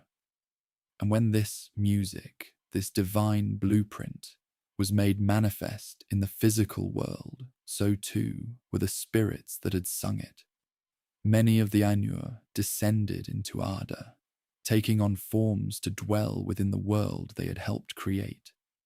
These were the Valar, the powers of Arda, and the Maya, their lesser kin, countless in number, each possessing unique gifts and powers. Some were associated with light and healing, others with craftsmanship and artistry, still others with the elements themselves, wind, water, earth, and fire. It is from among these Maya, those who were drawn to the fiery aspects of creation, that the Balrogs originated. They were spirits of flame, beings of immense energy and destructive potential. In their pure, uncorrupted state, they might have been magnificent, perhaps even benevolent, forces of nature, responsible for the warmth of the sun or the protective heat of the earth's core. But Melkor, in his boundless pride and insatiable desire for dominion, sought to corrupt and bend all things to his will, and these fiery Maya proved susceptible to his influence. He promised them power, a share in his grand design to reshape Arda according to his own dark vision. He appealed to their innate destructive tendencies, or perhaps he simply twisted their purpose, persuading them that their true nature lay in overwhelming force and fiery annihilation. And so, these spirits, once perhaps radiant and neutral, became instruments of his wrath. Their inner fire twisted into a consuming flame of malice and destruction. They became what we know as the Balrogs, the Valaraukar, the demons of power. Their presence in Middle-earth dates back to the very dawn of creation, when Morgoth first established his dominion in the north. Even as the Valar laboured to shape and beautify Arda, Melkor was already at work, scarring the land, raising mountains of shadow, and digging his vast subterranean fortresses. It was in these deep, dark places, beneath the towering peaks of the Iron Mountains, that the Balrogs first served him. They were his shock troops, his captains, formidable leaders of his growing armies of orcs and other monstrous creatures. Their forms were terrifying to behold. They clothed themselves in shadow and flame, their presence radiating an oppressive heat and a palpable aura of dread. They wielded whips of fire and swords of flame, instruments of their fiery essence. To encounter a Balrog was to face an embodiment of primordial terror, a creature of such raw power that even the bravest heroes would falter. During the ages of starlight, long before the sun and moon were set in the sky, Morgoth's power grew unchecked in the north. The Balrogs were instrumental in his early wars against the other Valar, particularly in the destruction of the lamps of Iluin and Ormol, which had illuminated the world. These were catastrophic events, reshaping the very geography of Arda and plunging vast regions into darkness. The Balrogs were there, fiery harbingers of ruin, reveling in the chaos and destruction. When the Valar eventually withdrew to Valinor, leaving Middle-earth to its own devices for a time, Morgoth continued to consolidate his power. He delved ever deeper, building his vast fortress of Angband beneath the Iron Mountains, a place of unspeakable horrors and endless tunnels. And within Angband, the Balrogs were his most trusted lieutenants, his personal guard, and his most potent weapons. They oversaw the breeding of orcs, the forging of weapons, and the endless preparations for the wars to come. Their numbers are never precisely stated, but it is implied that there were not many, perhaps no more than 7. This makes their individual power all the more remarkable. Each one was a force of nature, a living engine of destruction, and their collective might was enough to challenge even the greatest heroes and armies. One of their most significant early appearances was in the tale of the awakening of the elves at Cuiviénen. While not directly involved in the awakening itself, the shadow of Morgoth, and by extension his Balrogs, loomed large. It was the fear of Morgoth's power that drove many of the elves to undertake the great journey to Valinor, seeking the protection of the Valar.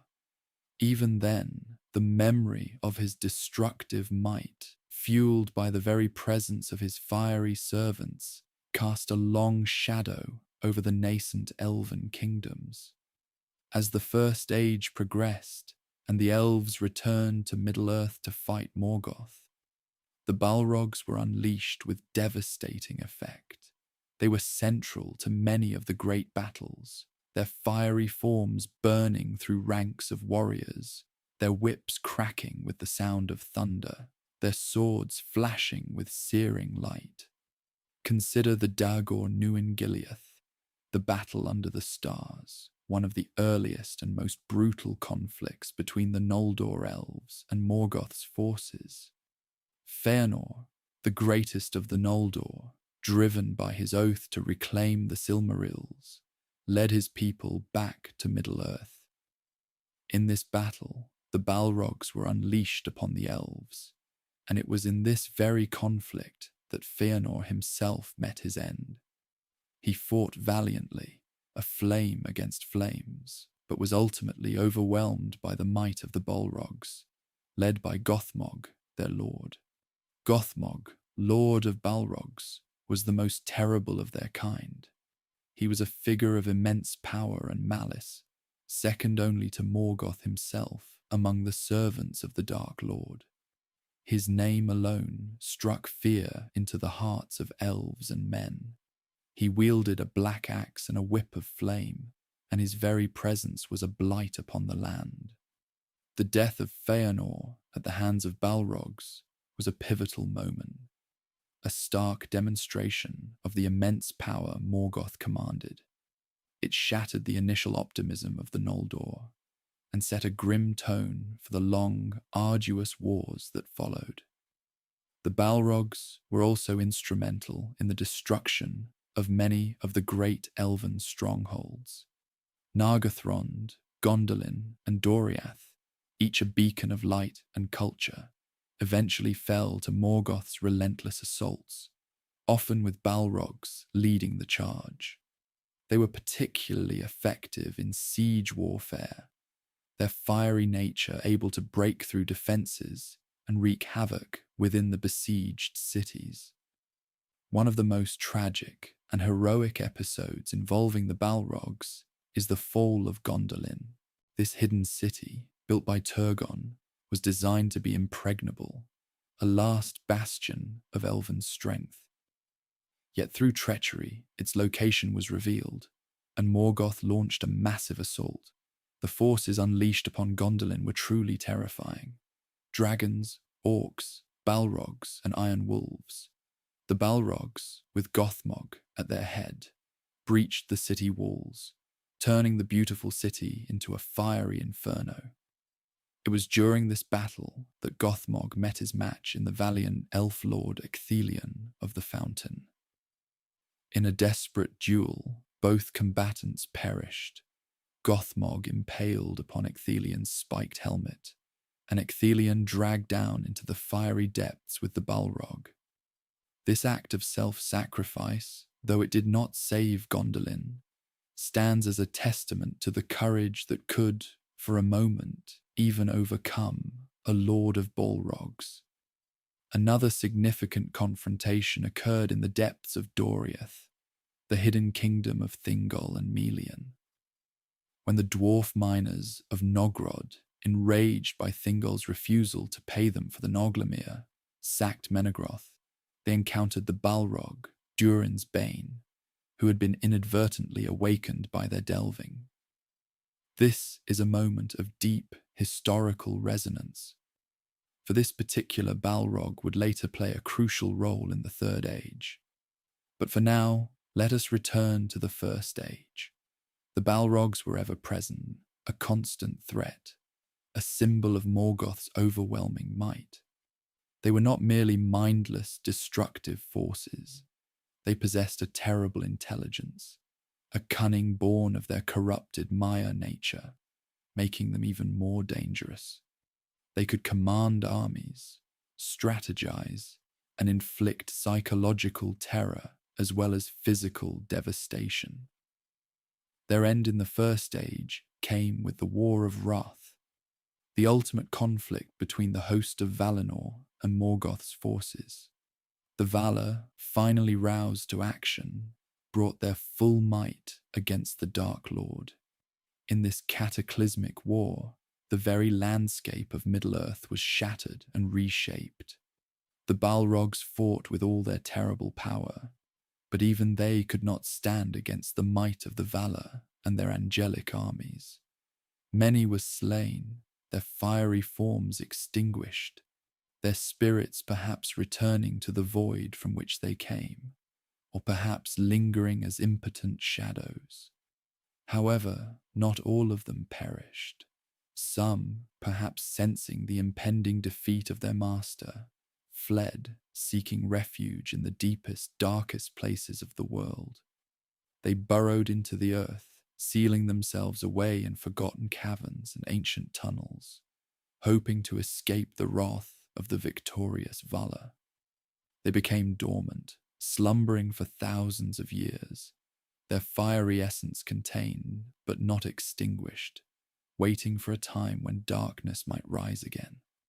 And so, the First Age drew to a close. Morgoth was cast into the outer dark, and the world was temporarily cleansed of his immediate presence. The memory of the Balrogs, however, lingered. a terrifying legend whispered in hushed tones among elves and men, a reminder of the darkness that had once plagued the world. For millennia, they remained hidden, a forgotten menace, a relic of a bygone era of gods and titans. Yet, as we know, not all evils are permanently vanquished. The seeds of darkness can lie dormant for ages, only to sprout anew when conditions are ripe. And so it was with one particular Balrog, one who would later become known as Durin's Bane.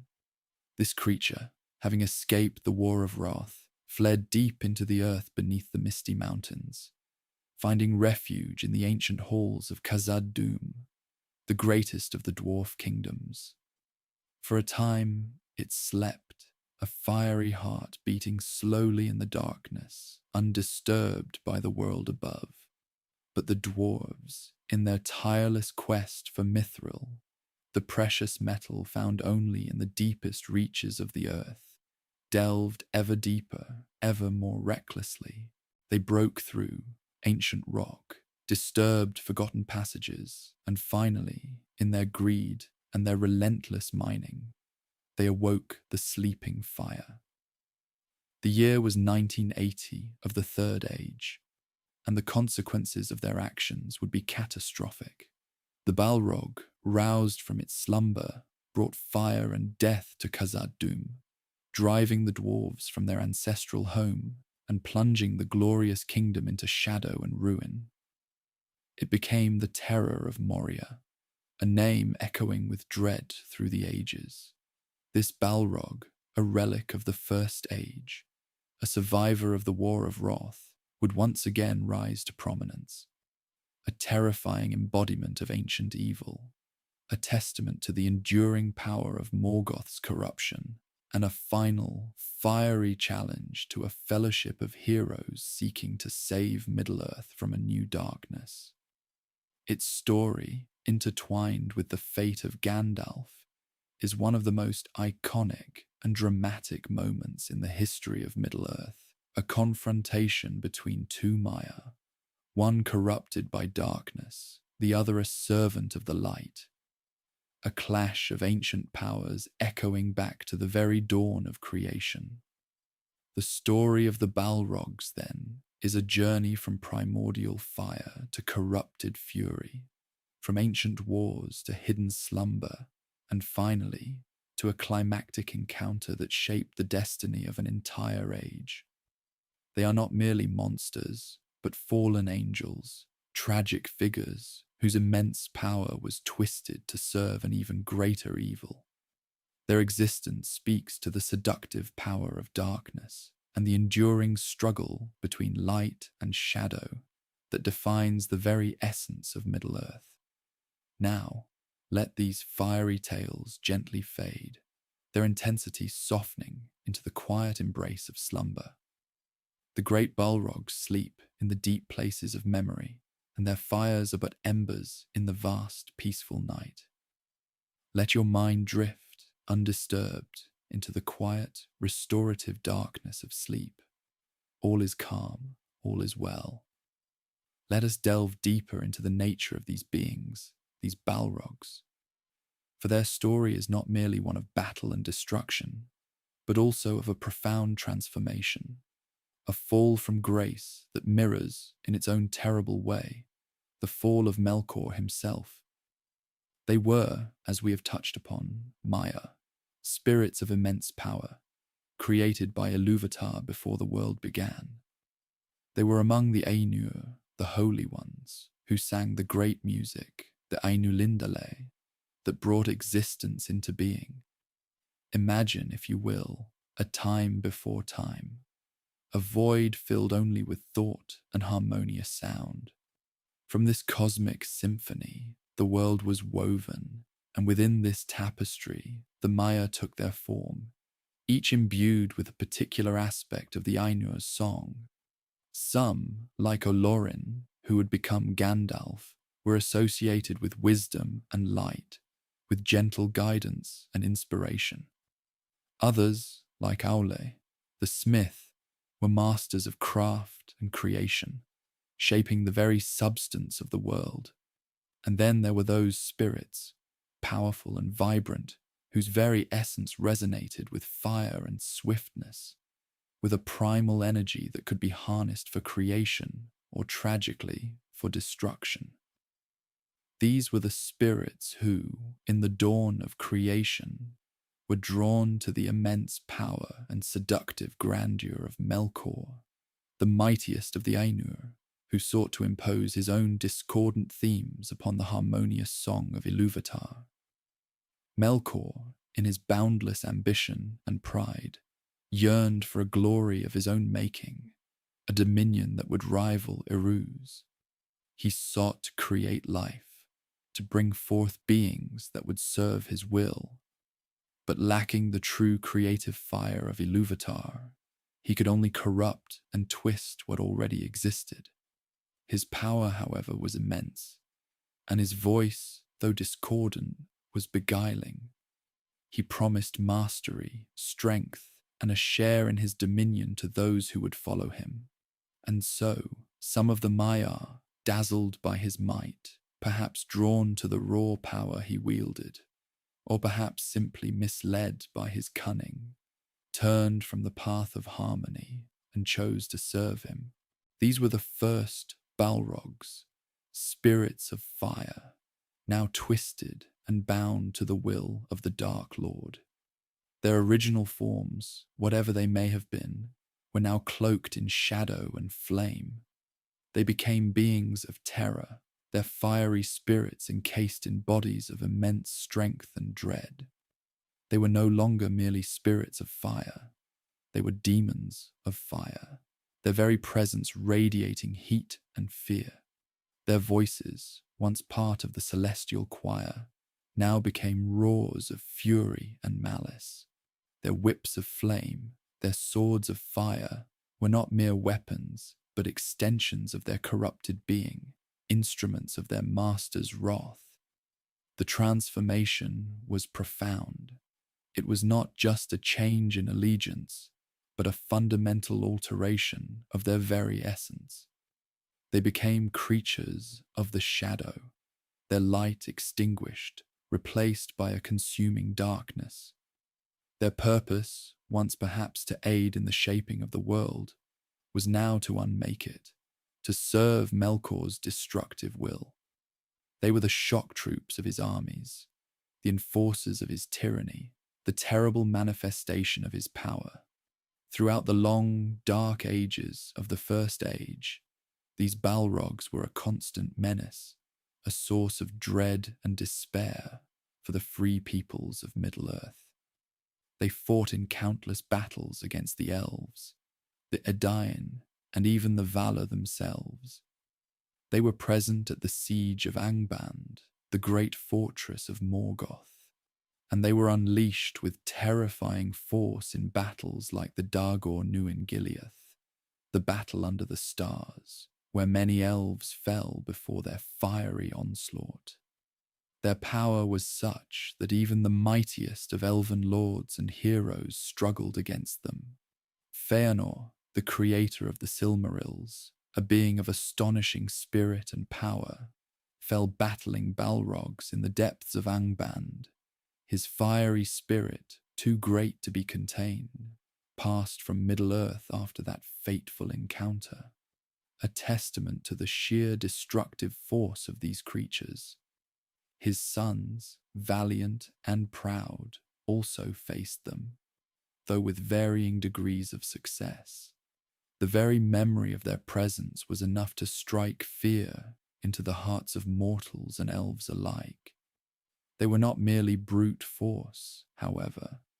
They possessed a wicked intelligence, a cunning that allowed them to coordinate their attacks and serve Morgoth's strategic goals. They were loyal to him utterly and fiercely, bound by an oath of darkness that transcended even death, until that final great war.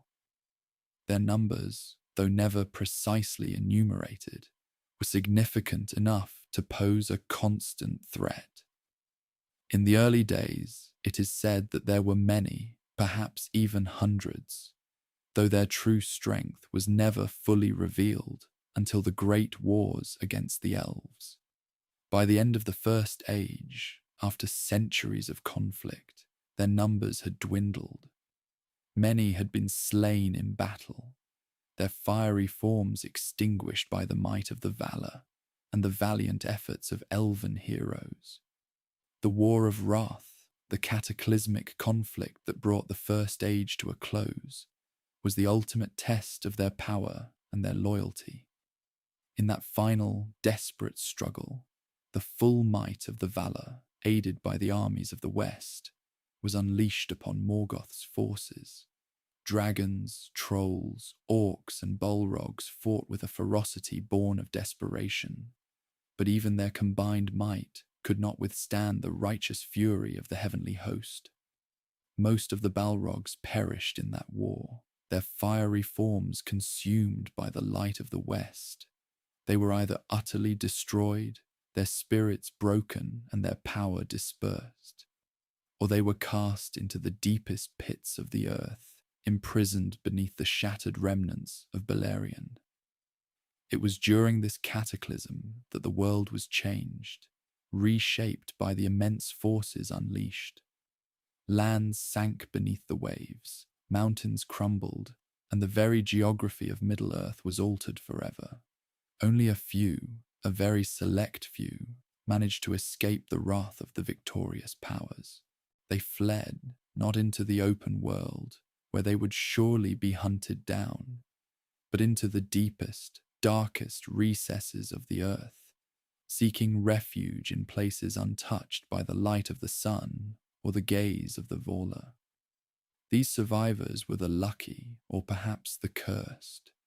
Few who would endure into the later ages, their slumber a chilling reminder of the ancient evils that still lurked beneath the surface of the world. The Balrog of Moria, Durin's bane, was one such survivor. Its precise journey from the battlefields of Beleriand to the depths of Khazad-dûm is not fully known, lost in the mists of time and the vastness of the earth. But it found its way, perhaps through forgotten tunnels and subterranean rivers of magma, to a place where it could hide, deep beneath the roots of the Misty Mountains, a place where the earth itself seemed to breathe fire. And there it slept, for nearly 6,000 years, a creature of immense power and primordial fire, lying dormant, its malice simmering beneath the surface. Its presence was a secret, an ancient terror undisturbed, until the relentless delving of the dwarves, their hammers echoing through the deep, broke its long slumber. The awakening was not an immediate, explosive event, but a slow, terrible unfurling of ancient power, as the Balrog stirred, its fiery heart rekindling with renewed malevolence. The story of the Balrogs, then, is a testament to the enduring power of evil, to the way in which even the most beautiful and powerful beings can be twisted and corrupted. It is a cautionary tale, a reminder that the shadow, once embraced, can consume utterly. Yet, it is also a story of resilience, of the struggle against overwhelming darkness, and of the ultimate triumph, however hard won, of light over shadow. Their presence always signified a moment of profound crisis, a challenge that pushed heroes to their very limits. Their story is woven into the very fabric of Middle-earth, a dark thread in a tapestry of light and shadow, reminding us of the deep, ancient past and the long struggle that shaped the world we know. And now, as their fiery tale draws to a close, let the echoes of their ancient thunder fade into the quiet stillness of the night, leaving behind only the gentle comfort of deep and peaceful sleep. All is well. And as the last embers of their fiery legacy cool in the mind, we can reflect upon the broader implications of their existence, the way their very being served as a stark mirror, reflecting the choices made by the Valar and the children of Ilúvatar. For the Balrogs were not born of inherent evil, but were once Maya, spirits of immense power and beauty, drawn from the timeless halls of Ilúvatar, tasked with shaping the very fabric of the world. This transformation from luminous spirit to winged terror speaks volumes about the corrupting influence of Melkor, known later as Morgoth, the first Dark Lord. Their fall began in the earliest days, those ancient eons before the sun and moon were set in the sky, when Middle-earth lay largely unformed, save for the great works of the Valar. It was then that Melkor, jealous of Ilúvatar's creative power and desiring to impose his own will upon the nascent world, began to sow discord. He sought to mar the harmony of the music of the Ainur, to twist and distort the themes woven by Ilúvatar and the other Valar. And in his rebellion, he drew many spirits to his side, spirits who, in their pride or their thirst for power, turned away from the light. Among these were the greatest and most fearsome of his followers, the Valaraukar, whom the Sindar later called Balrogs, the demons of power. These Maiar, once radiant and pure, were seduced by Melkor's promises of dominion, by his charismatic lies and the dark allure of unbridled power. They chose to serve him, to become instruments of his destructive will, and in doing so, they underwent a terrible metamorphosis. Their forms became cloaked in shadow and flame, their once ethereal beauty replaced by a terrifying majesty. They were no longer the gentle shapers of mountains or the serene guardians of forests. They were now embodiments of wrath and fire, their very presence a blighting force. It was a transformation driven by choice, a conscious turning away from their true nature, a decision that would forever bind them to the service of the shadow. Their earliest actions under Melkor's command were not always direct combat. They were instrumental in the construction of his vast fortresses, Utumno and Angband, delving deep into the earth, carving out immense halls and armories, fueled by their fiery nature. They were the overseers of his monstrous armies, the disciplinarians, the enforcers of his will among the nascent orcs and other creatures he bred in the darkness. Their presence alone was enough to inspire terror and obedience. Their whips of flame and shadow, a constant reminder of Morgoth's absolute authority. They were his lieutenants, his most trusted generals, second only to Sauron himself, though Sauron's cunning and mastery of deceit often set him apart in a different, more subtle kind of terror. The Balrogs, by contrast, were raw, unbridled destruction. During the great battle of the powers, when the Valar finally marched against Melkor to free the elves from his grasp, the Balrogs fought with devastating ferocity. They were at the forefront of Melkor's defenses, their flaming swords and whips carving paths through the armies of the West. Their might was such that they could stand against even the mightiest of the Valar's champions, their fiery forms a terror to behold. It was in this cataclysmic conflict that the world was shaken to its foundations. Mountains were sundered, and lands drowned beneath the sea. The sheer scale of their destructive power was revealed, a testament to the immense spiritual energy they wielded, now channeled solely towards chaos and devastation. Yet, even in their fury, they were not invincible.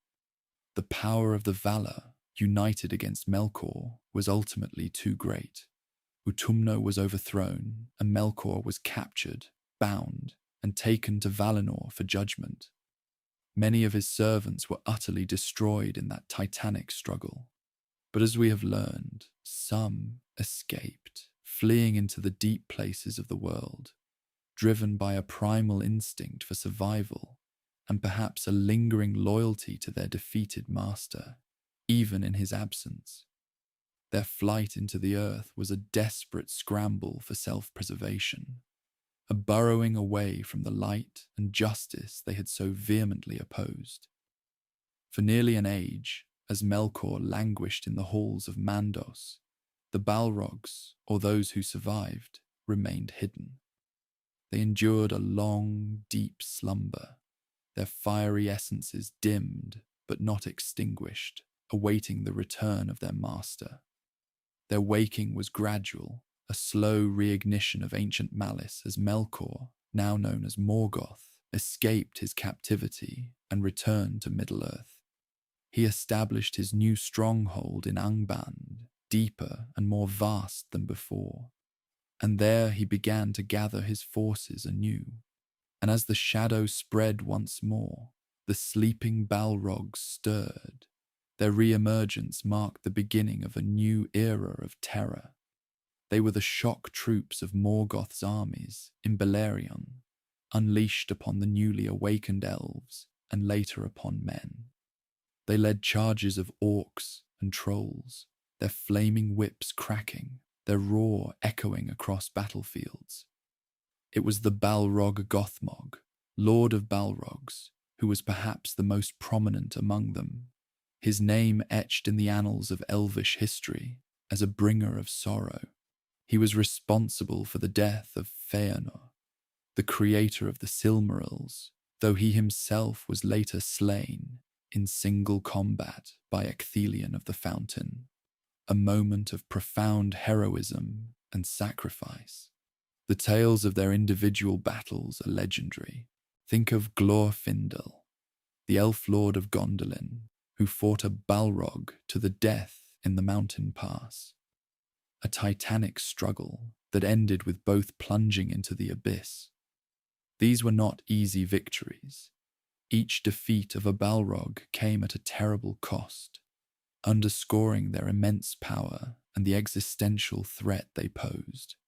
They were not mere creatures of flesh and blood, but spirits of fire and shadow, capable of wielding immense magical force, their bodies merely vessels for their destructive will. Their presence during the fall of Gondolin, the last great elvish stronghold in Beleriand, was particularly devastating. They descended upon the city, raining fire and destruction, their forms a terrifying spectacle amidst the burning towers. Their mastery of flame was absolute, capable of melting stone and setting forests ablaze. They were the ultimate instruments of Morgoth's wrath, unleashed in a final, desperate attempt to crush all resistance. And then came the War of Wrath, the ultimate confrontation between the hosts of the Valar, led by Eärendil and the mighty Vingilot, and Morgoth's entire power. In this final, cataclysmic struggle, many more Balrogs were destroyed. The forces of the West were simply too overwhelming, their light too pure, their purpose too unified. The very land of Beleriand was rent asunder by the sheer force of the conflict, sinking beneath the waves. It was during this war that the surviving Balrogs, those few who had managed to escape the wrath of the Valar, once again sought refuge in the deep places of the world, retreating from the cataclysm, leaving behind the ravaged lands and the fallen Dark Lord.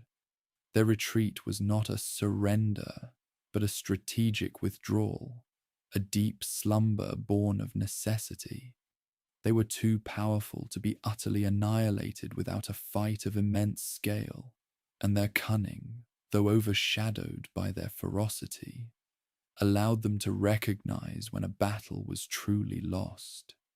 So they burrowed, seeking the deepest, most isolated caverns, far beneath the roots of mountains, where the earth's primal heat still simmered, a comforting warmth for their fiery forms. And one such Balrog, Durin's bane, found its way to the foundations of the Misty Mountains, beneath the ancient dwarf kingdom of Khazad-dûm. Its journey was long and circuitous, a subterranean odyssey through unknown passages, perhaps guided by ancient spiritual paths, or drawn by the raw power of the earth itself. It found its resting place in the deepest shadows, in a vast, echoing chamber. And there it lay dormant for millennia, its fiery heart beating a slow, silent rhythm beneath the earth, a dark secret hidden from the world above. Its awakening was a calamitous event, not just for the dwarves, but for the entire region. The boundless greed of the dwarves for mithril, that precious, gleaming metal found only in Khazad-dûm, drove them ever deeper, ever further, until their delving disturbed the ancient evil. The Balrog, roused from its long sleep, unleashed its fury upon the unsuspecting dwarves, who had no comprehension of the true nature of the beast they had awakened. Durin-Uzza VI and his son, 9, I fell before its might, and the kingdom of Khazad-dûm, once a beacon of dwarfcraft, became a tomb forever after known as Moria, the Black Pit.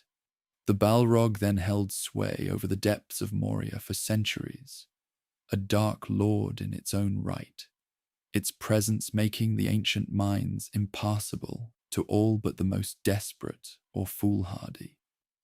It was a tangible link to the First Age, a living relic of Morgoth's power, a creature whose very existence defied the passage of time.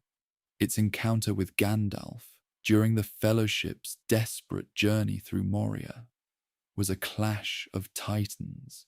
Gandalf the Grey, a Maya himself, though of a different order and purpose, against a creature of his own kind, twisted and corrupted by millennia of shadow. The duel on the bridge of Khazad-dûm, a narrow span over a bottomless chasm, was a moment of epic heroism and sacrifice. Gandalf, standing firm, defying the ancient evil, declaring, "You cannot pass," was not merely speaking to a beast, but to a force of nature, a primordial spirit. Their fight from the bridge down into the deepest abyss and finally to the peak of Ziraxigil, the Silvertine Mountain, was a testament to the immense power of both combatants. Gandalf's ultimate victory, though it cost him his life and forced his transformation into Gandalf the White, marked the final demise of this particular Balrog, and perhaps the very last of its kind.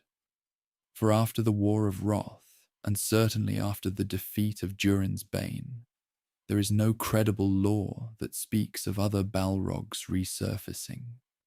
Their numbers were always limited, their power immense but finite.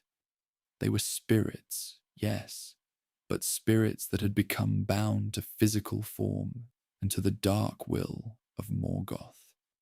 Once that will was broken and their forms destroyed, their essence seems to have been either utterly vanquished or so diminished as to be incapable of returning to the world. So, the story of the Balrogs is one of immense power, of terrible corruption, and of ultimate, though hard-won defeat.